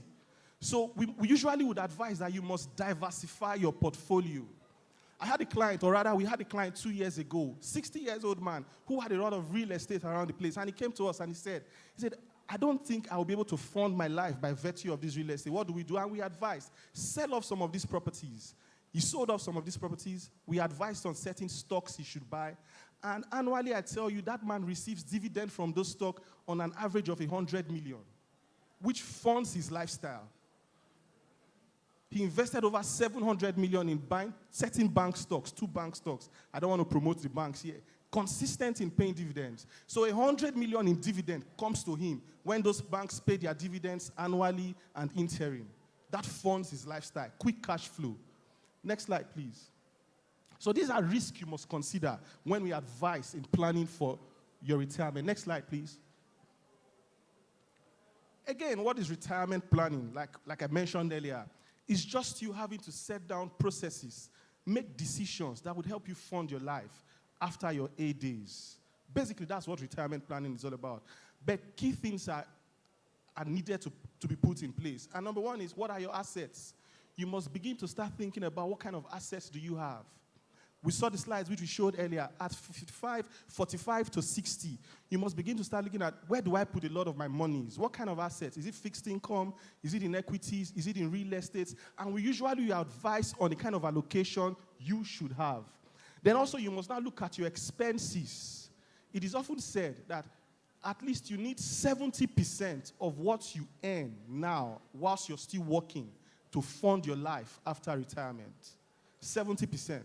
So if I'm earning ₦1 million today and I'm living okay, after retirement, at least I need a 700K on a monthly basis to be able to fulfill and meet my goals upon retirement. Next slide, please. That's what basically retirement is all about. I've talked about non-reliance on your PFAs. It won't do you any good. You must have a plan by the side. You must have a plan by the side. I've said it, you need at least 70% of your annual pre-retirement income to live comfortably. Next slide. Your RSA is never sufficient. Now, just to the crux of the matter, what asset classes usually do we advise? Usually we would advise based on your risk criteria and your investment objectives. Different asset classes, fixed income, equities, real estate, and others. How many of us know about treasury bills, commercial papers, federal government savings bonds? These are placements, short-term deposit placements, where you can put your monies, ranging from different tenors. Looking at the current market dynamics, fixed income placements are usually the best advice at this point in time. You cannot take risk. Fixed income instruments is advisable. You have some elements of risk, and for long term, you can consider equities. You can begin to buy stocks for the next 10 years. You're just accumulating. I once dealt with an estate where the man had Nestle. The children came to sell off his Nestle shares. Young boys, 22, 23, 25. We sold off the Nestle shares, and it was worth 350 million. I saw a 22-year-old boy, 300 level in Unilag, has 120 million by virtue of his father's shares that was sold. Precisely, this man was accumulating those stocks as far back as 1980. We must begin to put together all of those strategies in planning for our retirement. We cannot say the stock market is bad, the stock market is bad. If you're wise with the right investors, you would enjoy the benefit of the stock market. Inflation today at 34%, it's only the equities market that can give you a return that can surpass inflation. That's the truth. With the right advice. Real estate investments, which we also have, we advise on that. There are REITs, different types of buckets put together, solid. With the right advice, you get those kind of asset classes. Next slide, please, so we don't take time. Again, the last stage, which is basically transfer of legacy. A lot of us oftentimes don't think about this. You've worked hard for the money. You've built the estate. What happens thereafter? We all know the popular River State billionaire who died, I think, in 2020, whose body was in the morgue for over 2 years with the children fighting. We all know, I don't want to mention his name, but we all know him, right? We even know the popular legal son, F.R.A. Williams, whose estate is still being debated in court today. Why? Because they failed to plan their estate. We can avoid this. So the question is, how do you plan your estate? How do you have a say in what happens to your assets? How do you have a say in who do I give these assets I have worked hard to, even whilst I'm alive and even whilst I am dead? There are different ways of planning your estate. Next slide, please. Next slide, please. Okay, these are just major concerns, and a lot of us have those concerns. You probably have 2 wives, and the truth is when you are gone, what will happen? Will the wives be fighting over your properties? You have I don't want to say an illegitimate child. You had a child before wedlock. Is realistic. What happens? Would the interest of that child be taken into cognizance when you're long gone? These are things you must think deeply about, because when you're gone, it could cause issues. So how do you fortify yourself? How do you hedge against all of these risks? Different ways. How will I fund my current lifestyle after retirement? What's going to happen to my first daughter? You know, different questions here. We'll leave the slides with you. Next slide, please. There are several tools you can use in planning your estate. A lot of us know about wills. We know about trust, power of attorney, nominated fund. But really what we like to add here is the fact that you must look at your situation carefully for you to know what tool you would use in planning your estate. You must look at your situation carefully. Are there intricacies? Wills are good, but sometimes wills are not foolproof. Wills can be contended in a law court. Do you agree with me? Yes. Customary laws sometimes might inhibit you from making certain decisions in your wills. The Edos believe that the first house must go to the first son. What if you don't want to give your first house to your first house to your first son? So wills sometimes are not waterproof. You must look at your intricate situations. Trust, a living trust. Very also solid way of planning your estate. Sometimes when I look at that River State billionaire, I wish he had a trust, a living trust. What is a trust? You simply hand over the assets to a corporate entity and say, hey, manage this asset on behalf of so, and so. It avoids issues. It avoids issues. You said what? Yes, to a large extent. And again, it allows for privacy. The world doesn't need to know what you have. But wills, oftentimes, when there are issues, the world knows all that you have. But if you want to maintain that privacy, a trust is very key. And the challenge with wills also are the taxes. Because when you do a will, you need to go through the probate. But the trust helps you avoid all of those taxes. And those taxes can be quite expensive. In fact, going through the probate process is a Herculean task. A lot of monies today are seated in banks unclaimed. Why? Because the beneficiaries were tired of going through the probate process. Another way is a nominated fund. Very simple. It's less cumbersome than a will. All you just need to do, go to your bank, your fund manager, and tell them, hey, I am putting this note when I'm dead. These monies in this account should go to a listed beneficiary. It doesn't need to go through the probate or anything. Nominated fund. Easy and simple. Probably you have a burial wish. You could just put the monies aside and instruct them, when I'm dead, these monies should be used for my burial. No taxes, no issues. Power of attorney. I heard all the fantastic thought. Nobody knows what will happen tomorrow. We talked about dementia. You know, a power of attorney can help guide. Durable power of attorney, medical power of attorney. You could lose sight tomorrow. Someone whom you've trusted that he can make medical decisions on your behalf. You can have a power of attorney in place. Next slide, please. I think I've just summarized everything. The wills, the trust, yes. Next slide. Nominated funds, which I've spoken about. We can share these materials. Yes, durable power of attorney. Next slide, yes. At the end of the day, planning your estates allows you to give what you have to who you want, when you want, in the way you want. Very key. It allows you not to pay over-the-roof litigation costs and estate taxes. Worse still, if you fail to plan your estate, you would leave it in chaos for professionals. I see there's a lawyer there. They would feed on it. They will make money on it. You're considerate. I like that. I like that. And of course, very apt. A lot of banks sit on those monies. That's why they post the kind of profits they post. Yes, that's the truth. Next slide, please. And really, for us at FCSL, what is our advice? The best time to plant a tree was 40 years ago. The next best time is now. You must start early, and you must stay focused. There are investment opportunities that you can explore.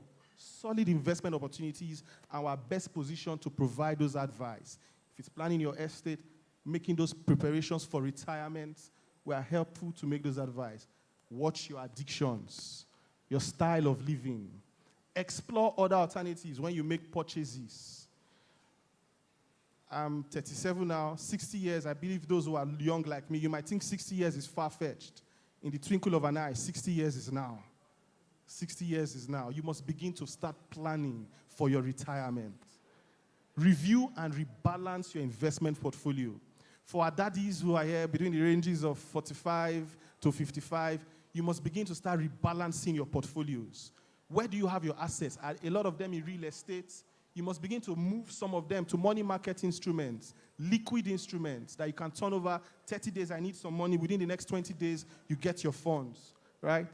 Then you must seek advice from professionals. Seek advice from professionals like us. Thank you. Next slide. I think we're already done. So these are the various investment options: fund placement, treasury bills, FGN saving bonds with quarterly coupons that are being paid. Yeah, these are short-term instruments. Next slide, please.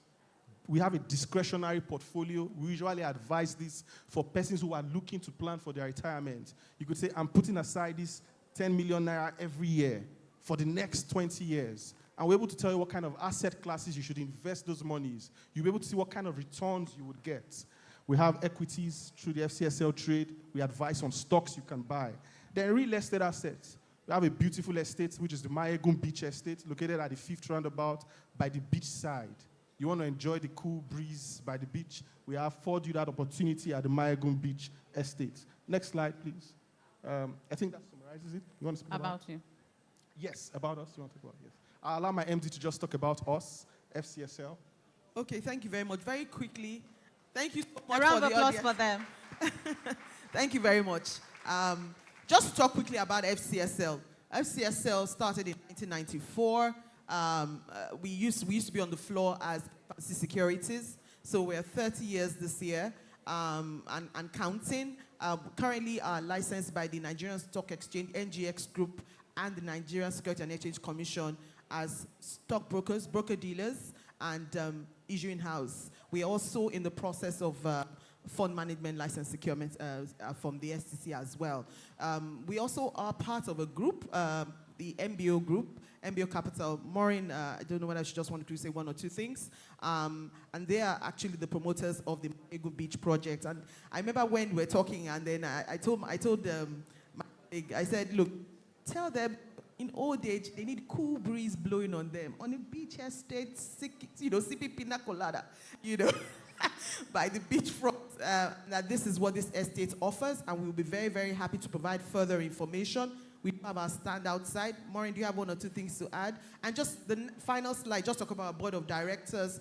Mr. Lekon Bello is our chairman. We also have likes of Jide Ogundari and other renowned, very respectable gentlemen on our board. Thank you very much for your time. Maureen, anything to add? No, I'm good actually. You guys have been very clear. Thank you so much. Please, Thank a round you. of applause for them. Okay, so I would expect questions to come forward, but I like the presentation of Mr. Tega, or I should call you Pastor Tega. It was a wonderful presentation, but one question that was being asked on my table is, there was a mention of a lot of millions, 120 million, put 10 million annually, and it clearly sounded like a lot of money. Before you can put aside 10 million naira, you clearly have a lot more, for the year. So for those who don't have the kinds of monies that you were mentioning, is all hope lost? What's the alternative for people who have aged and are still looking to live and healthier life, but they don't have so much money that you were mentioning in your presentation? Okay. So I'd expect more questions. First of all, pardon me for the huge sums I was mentioning, The beauty about investing is there are asset classes that cuts across all levels. You don't need the hundreds of millions. You don't need the 10 millions. Today, with as low as even a 500,000, a 1 million naira, you can invest in the treasury bill. The FGN savings bonds, as minimum as 5,000 naira, you can invest in an FGN savings bonds. Is it shares you want to buy as small as 5,000 naira? You can commit to just investing 10,000 naira in a particular stock over the next 10 years. You might think it's small, but 10 years from now, 10,000 naira every month, it will go a long way. So it cuts across all cadre. Yes, you could be in the millions, the 50 million, the 100 million, that's fantastic, but there are no limitations. There are asset classes across every minimum level. As low as 1,000 naira, you can invest. You can plan for your future and for your retirement. Yes. All right, thank you so much. I've not received any questions so far, so I think we're fine with the presentation. Please, a round of applause for them once again. Take a quick group photograph, then they step down to their seat. Dr. Olutoyin, I think you should join them. No, you can stay upstage, yes. Stay upstage. Thank you so much. And I believe your stand is outside for further inquiries. Please feel free to visit their stand. Their stand is just as you exit the hall on the left. To even start the plan today, it's good to start because you're hearing the information fresh and it's easy for you to take action.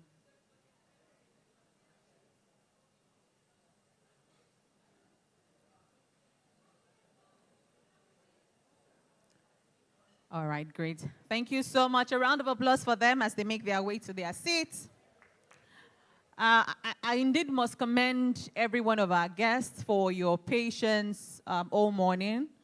Thank you for staying the course, and we are finally coming to a close of this very lovely event. It's few minutes to 3 p.m., but I see that we clearly gained a lot from the conversation today.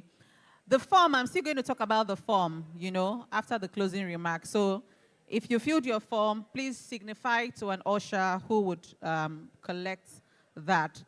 Before I invite Otumba Bimbo Ashiru for the closing remarks, I'd like to invite Miss Esther Olashore to come and speak to us on the advantages and the benefits we get to enjoy by joining the Healthier Aging Network. Please, a round of applause for the beautiful lady who is stepping forward. Oh, I like that. Thank you so much, Esther. Thank you so much for coming and attending and participating and making the Healthier Aging Conference 2024 a huge success.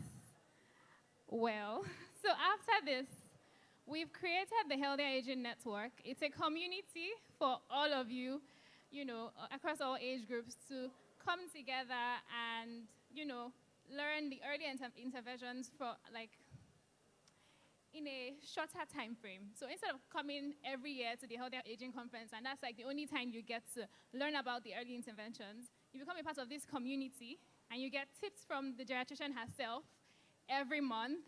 You also get to be a part of the support groups.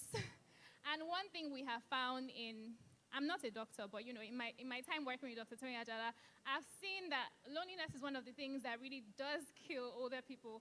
And it helps if you have friends across all ages. And here you have, people that are in their 20s, 30s, 40s, 50s, 60s, all the different age groups. So it's an opportunity for you to have friends across all ages. So when your friends are 70 and don't take early interventions, start dying, you still have friends that will keep you, keep you active and all of that. So you're going to get this card at the end of the conference. It's going to be in your goodie bags. And there's going to be a number on it. So if you want to be a part of the elder aging community, just send a message to that number, and we would add you to the Healthier Aging Network, and you can gain benefits from it every day rather than just once a year. So that's all I have to say about that. Thank you. Thank you. Please, a round of applause for her. All right, thank you so much. And so, just like she said, the cards will be in our goodie bag so we could get the numbers and send a message to be a part of the group. For the closing remark, I have the honor of inviting the Chairman, Odua Group Trustee, JBS Elderly Care Foundation Africa. A round of applause for Otumba Bimbola Ashiru.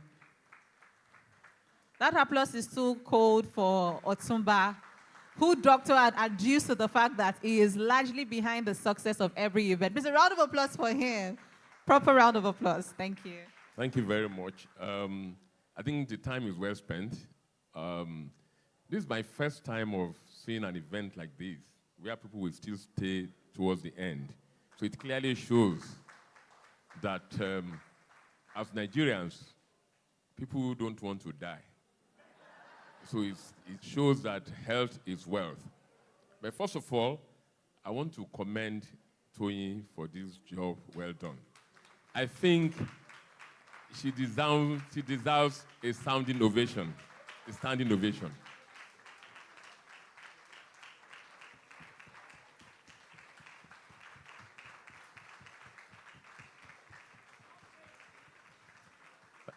Thank you very much. And I will tell you the reason why. Do not be deceived. Toyin still works in England, and she comes into this country virtually every other month. And you know how much it takes to fly out of Nigeria and come back into Nigeria. So Toyin is one of those Nigerians that have japadad. And the fact of this matter is that for her to organize, I remember the first one we organized in 2019, the hall wasn't filled up like this, and it was at Commercial House in Victoria Island. And look at today. Today, we call this event a value chain because we invited the doctors, the medical experts, and at the same time, the financial experts.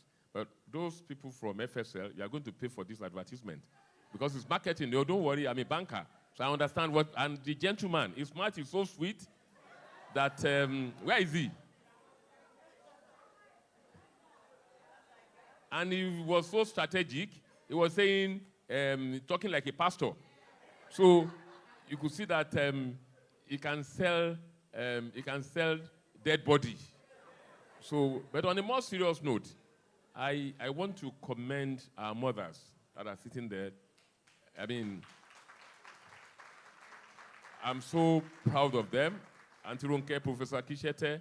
Professor Kishete is 85. And you can see her, she's standing. 85 plus.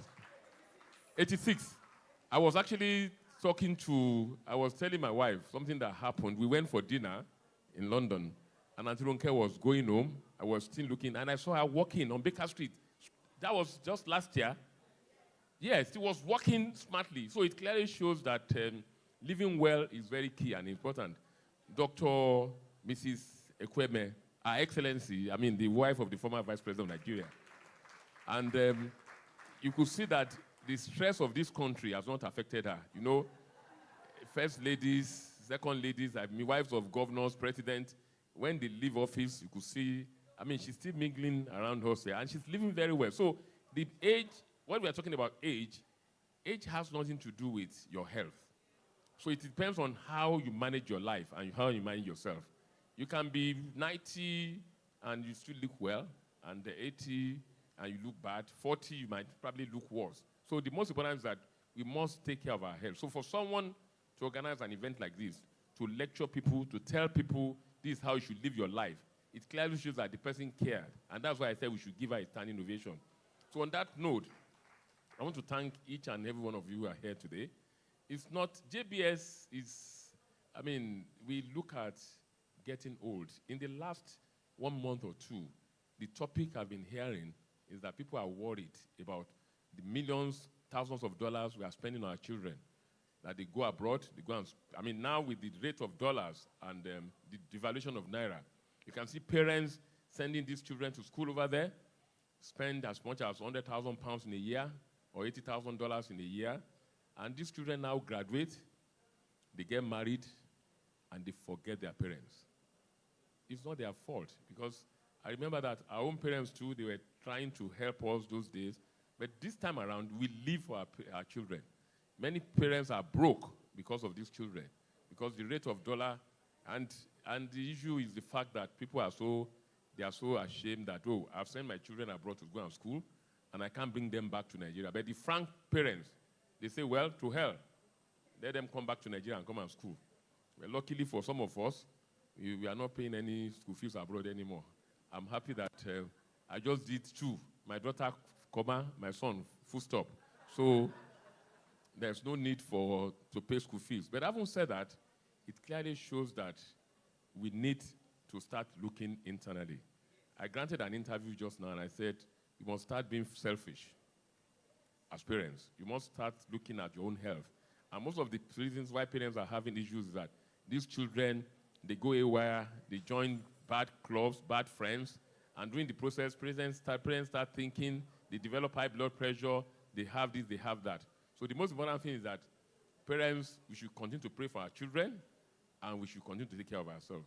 So to live well is to take care of yourself. And they said we should reduce alcohol. So all this champagne that we are drinking at parties, let us stop it. Whiskeys, let us stop it and live healthy. If you notice, there are no soft drinks here today. It's deliberate. It's deliberate so that you people will not have diabetes and everything. But it's the only way to go. So on that note, I want to thank each and every one of you. And I want to tell you that we will keep on inviting you for occasions like this to talk about health, because health is wealth. So I thank you, and God bless you. Thank you very much. Thank you. Please, a round of applause for Tumba Abimbola Asher. Thank you. And I'd like to invite Covena, our host, for a parting shot. But first, I must commend the fact that we got not less than 15 people sending 100% responses to the quiz. No, it goes to show that we are mindful. You know, the doctor on mental health talked about mindfulness. You can be at a conference and not be at the conference. But I like the fact that people here are mindful of the fact that they are here, and the hours they are spending here would be committed to making this conference a success. Thank you so much. We appreciate you. I'll pass it on to Esther and her team, and they would reach out to whoever would get the gift from this session. Thank you so much.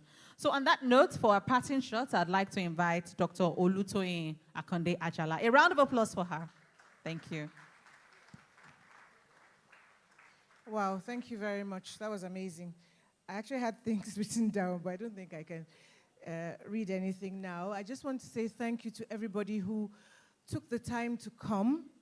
You know, we had, I think, 3 weeks to organize this conference and to start putting it out. And anybody that knows me knows I put things out. So we put it out, and, you know, this has been amazing. We set up for, I can't remember how many, and the hall was full. And I don't know how many people joined us online, but lots of people joined us online. So thank you all very much. You're all amazing. You're wonderful. Thanks to my darling Egbon, Otumba Bimbo Ashuru. I mean, the other guests of honor, they've left. And because they had, you know, other things they had to do, and it was a sacrifice for all of you to be here. I really have to thank one person. She is overwhelmed, rushed off her feet. Esther. Oh, she's over there. Esther Olashure. Can you put your hands together for this amazing 26-year-old? She's my EA. She's EA, she's foundation admin, she's everything. You know, she's exactly a week older than my eldest daughter. So she's my daughter. She gives me, she's a Gen Z. I know things like, you know, it's not giving and, oh, this, and, you know, come here, come here. She put it all together. I didn't stress her that much. Normally, when we're going to put things together, I have a group of people that help me, Laura, Yinka, Fumi in Ghana, and all that. None of them was, Esther did it all. So, you know, round of applause to her. I don't know whether my hobby is online. He said he would join us if he can. I don't know whether he's online or not. Dr. Oluwatosin Ajala, he is my solid support. He is the one that enables me to do anything I do. You know, he allows me to come and go. He supports me in everything I do. He actually makes me feel like I can walk on water. You know, anything I say we're going to do this, and he rallies me, you know, he riles me up. I mean, he gets it going. So big thank you to him. I don't know whether he's online. I hope he is. I want the entire JBS Gerontology, JBS Medicare Services team to come forward. Everybody. JBS Gerontology Center, JBS Medicare Services. We have some of them here. We have the others back at the center saving lives. We actually have someone who is not very well at the moment, so some people have had to leave. And we have some in the community also saving lives. So can you all come forward? JBS Gerontology Center, JBS Medicare Services. I give them a hard time. I'm a perfectionist. They know that we have to get things right. And they are here. Where is everybody? Doctor, leave the drink. Come this way. Okay. Just as a reminder, like I said before, since 2019, there have been changes. In 2019, we didn't have this center. Now we have it. It's the first private geriatric hospital in Nigeria. It's the first private specialist center for older people. We do a myriad of things. We have inpatient admissions. We do outpatient clinics. We have a dementia day activities unit. And, physiotherapy, everything. Come this way. Come round. Is this everybody? Where's Dr. Ike? Oh, Dr. Ike, you're here. All right. So, and now we have a middle-age clinic because of these concerns, because we have people in their middle age. When I say middle age, from 50, I don't want to see anyone under 50, although we've admitted a 21-year-old to the center, whose father believes in us 100%. We have a clinic for middle-aged people, and basically, if you're worried about memory problems, and you wouldn't believe how many middle-aged people are worried about memory problems, weight issues, agility problems, mobility problems, you can come to us. We do early interventions, we'll do tests. We do some specialized testing for middle-aged people and early interventions. And we do specialized testing for things like preventing vascular events, etc. It's not about dropping dead alone. It's about having an event that is going to leave you disabled so that in your old age, you won't be able to manage yourself. Those are the sort of things that we are passionate about and we look after, not just our old people, middle-aged people as well. Right, okay, so thank you all. These are members of the team from Chef Cynthia, who is one of my backbones. She does an amazing job. I'm one of those highly critical people, but she's still here. She hasn't run away. My clinical director, Dr. Ike Nwachuku, I'm always giving him a hard time because he runs things when I'm not here, and I know I give you a hard time. Thank you very much. One of my medical officers, Dr. Dotun Ayodele, she's a health services manager. She just joined us. Her name is Mrs. Dolakbo Oshidele, and she's helping us put things straight. Where is PM, practice manager? Well, I don't know where she is. We've got one of our occupational therapists. Her name is Sheung Afolayo. We've got Yusuf, who helps us with our processes. We've got, Beatrice, and you are a member of JBS. Okay, so we have Beatrice, who's a member of JBS. Thank you very much. I don't know everybody. We've got Ola, who's one of our nurses. We've got Favor, who's one of our OTs. These ones do a brilliant job with dementia patients. I am not blowing our trumpet at JBS Gerontology Center, but I know that many people know how good we are with our patients with memory issues. That is one of the reasons why we are still here. Oh, we have so many other people. We've got Nurse Peace, we've got Nurse Buhari. Everybody loves Buhari. I don't know why. It might be his name, I don't know. But everybody loves him. You know all those cranky old women who don't want to see anybody, they want to see Buhari. We've got Solomon. Sorry? That's Buhari with the mask. And I mean, it's all those cranky old women who don't want to see anybody. They want to see Buhari. So Buhari is excellent.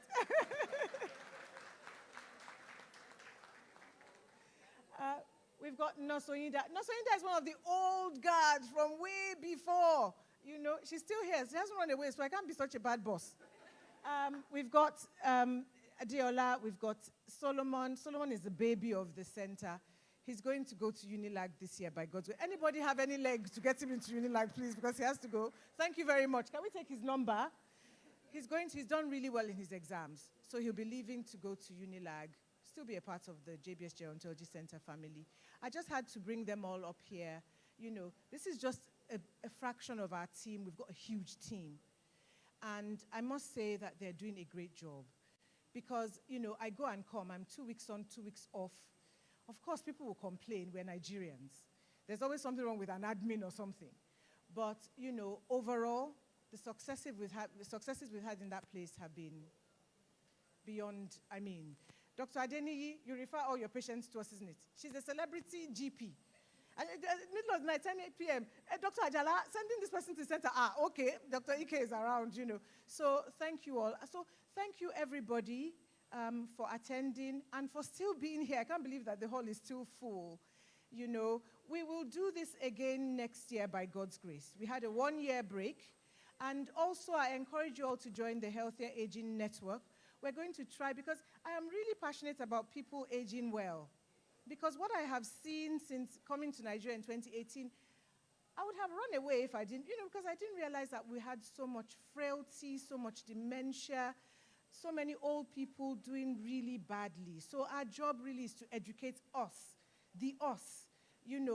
about how we can age so that we can, the things we need to do, so that when we get there, we're like Auntie Ronke at 86, running down Baker Street. She even has the money to be on Baker Street, so she's done something well. So, thank you all, everybody, and that's it. We call it a wrap, and till next year, by God's grace.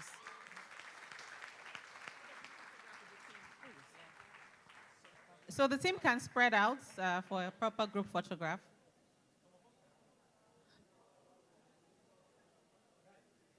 Although Dr. Tony did not mention some of us who are JBS by association. Omotayo Okeomi, JBS by association. Thank you. Please, a round of applause for the team once again. Thank you for the good work that you do.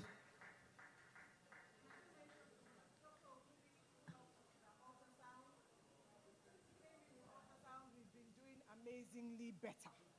So thank you very much, Dr. Ogubi, because bringing the ultrasound in has really helped us, as you know. We had no imaging, and now we have the ultrasound, and we're getting, someone just promised us a CT scanner. Thank you.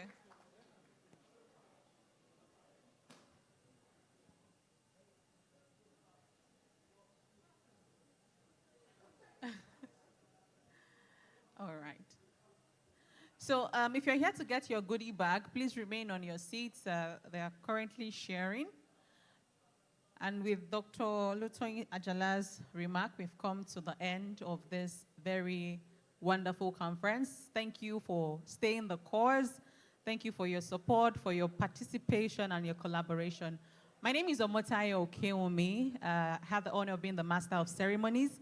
And just like FCL, I'd like to advertise that if you need a professional Master of Ceremony, I am available to serve. Laura is my manager. Please see her as we move away from this all. We won't be taking the second stanza of the national anthem, so we're done. But do well to visit the exhibition stands. Everybody has to, okay. Okay, so we have props. Maybe give to the audience. We have props that the audience can take photographs with, so that, please do well to pick a prop.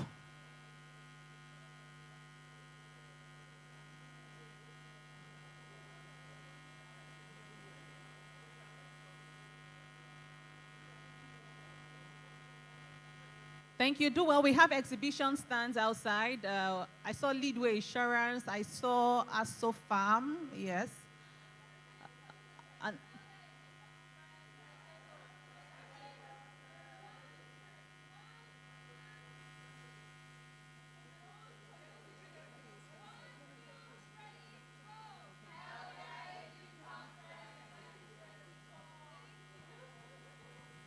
All right, thank you so much. Our audience can also take photos with the props.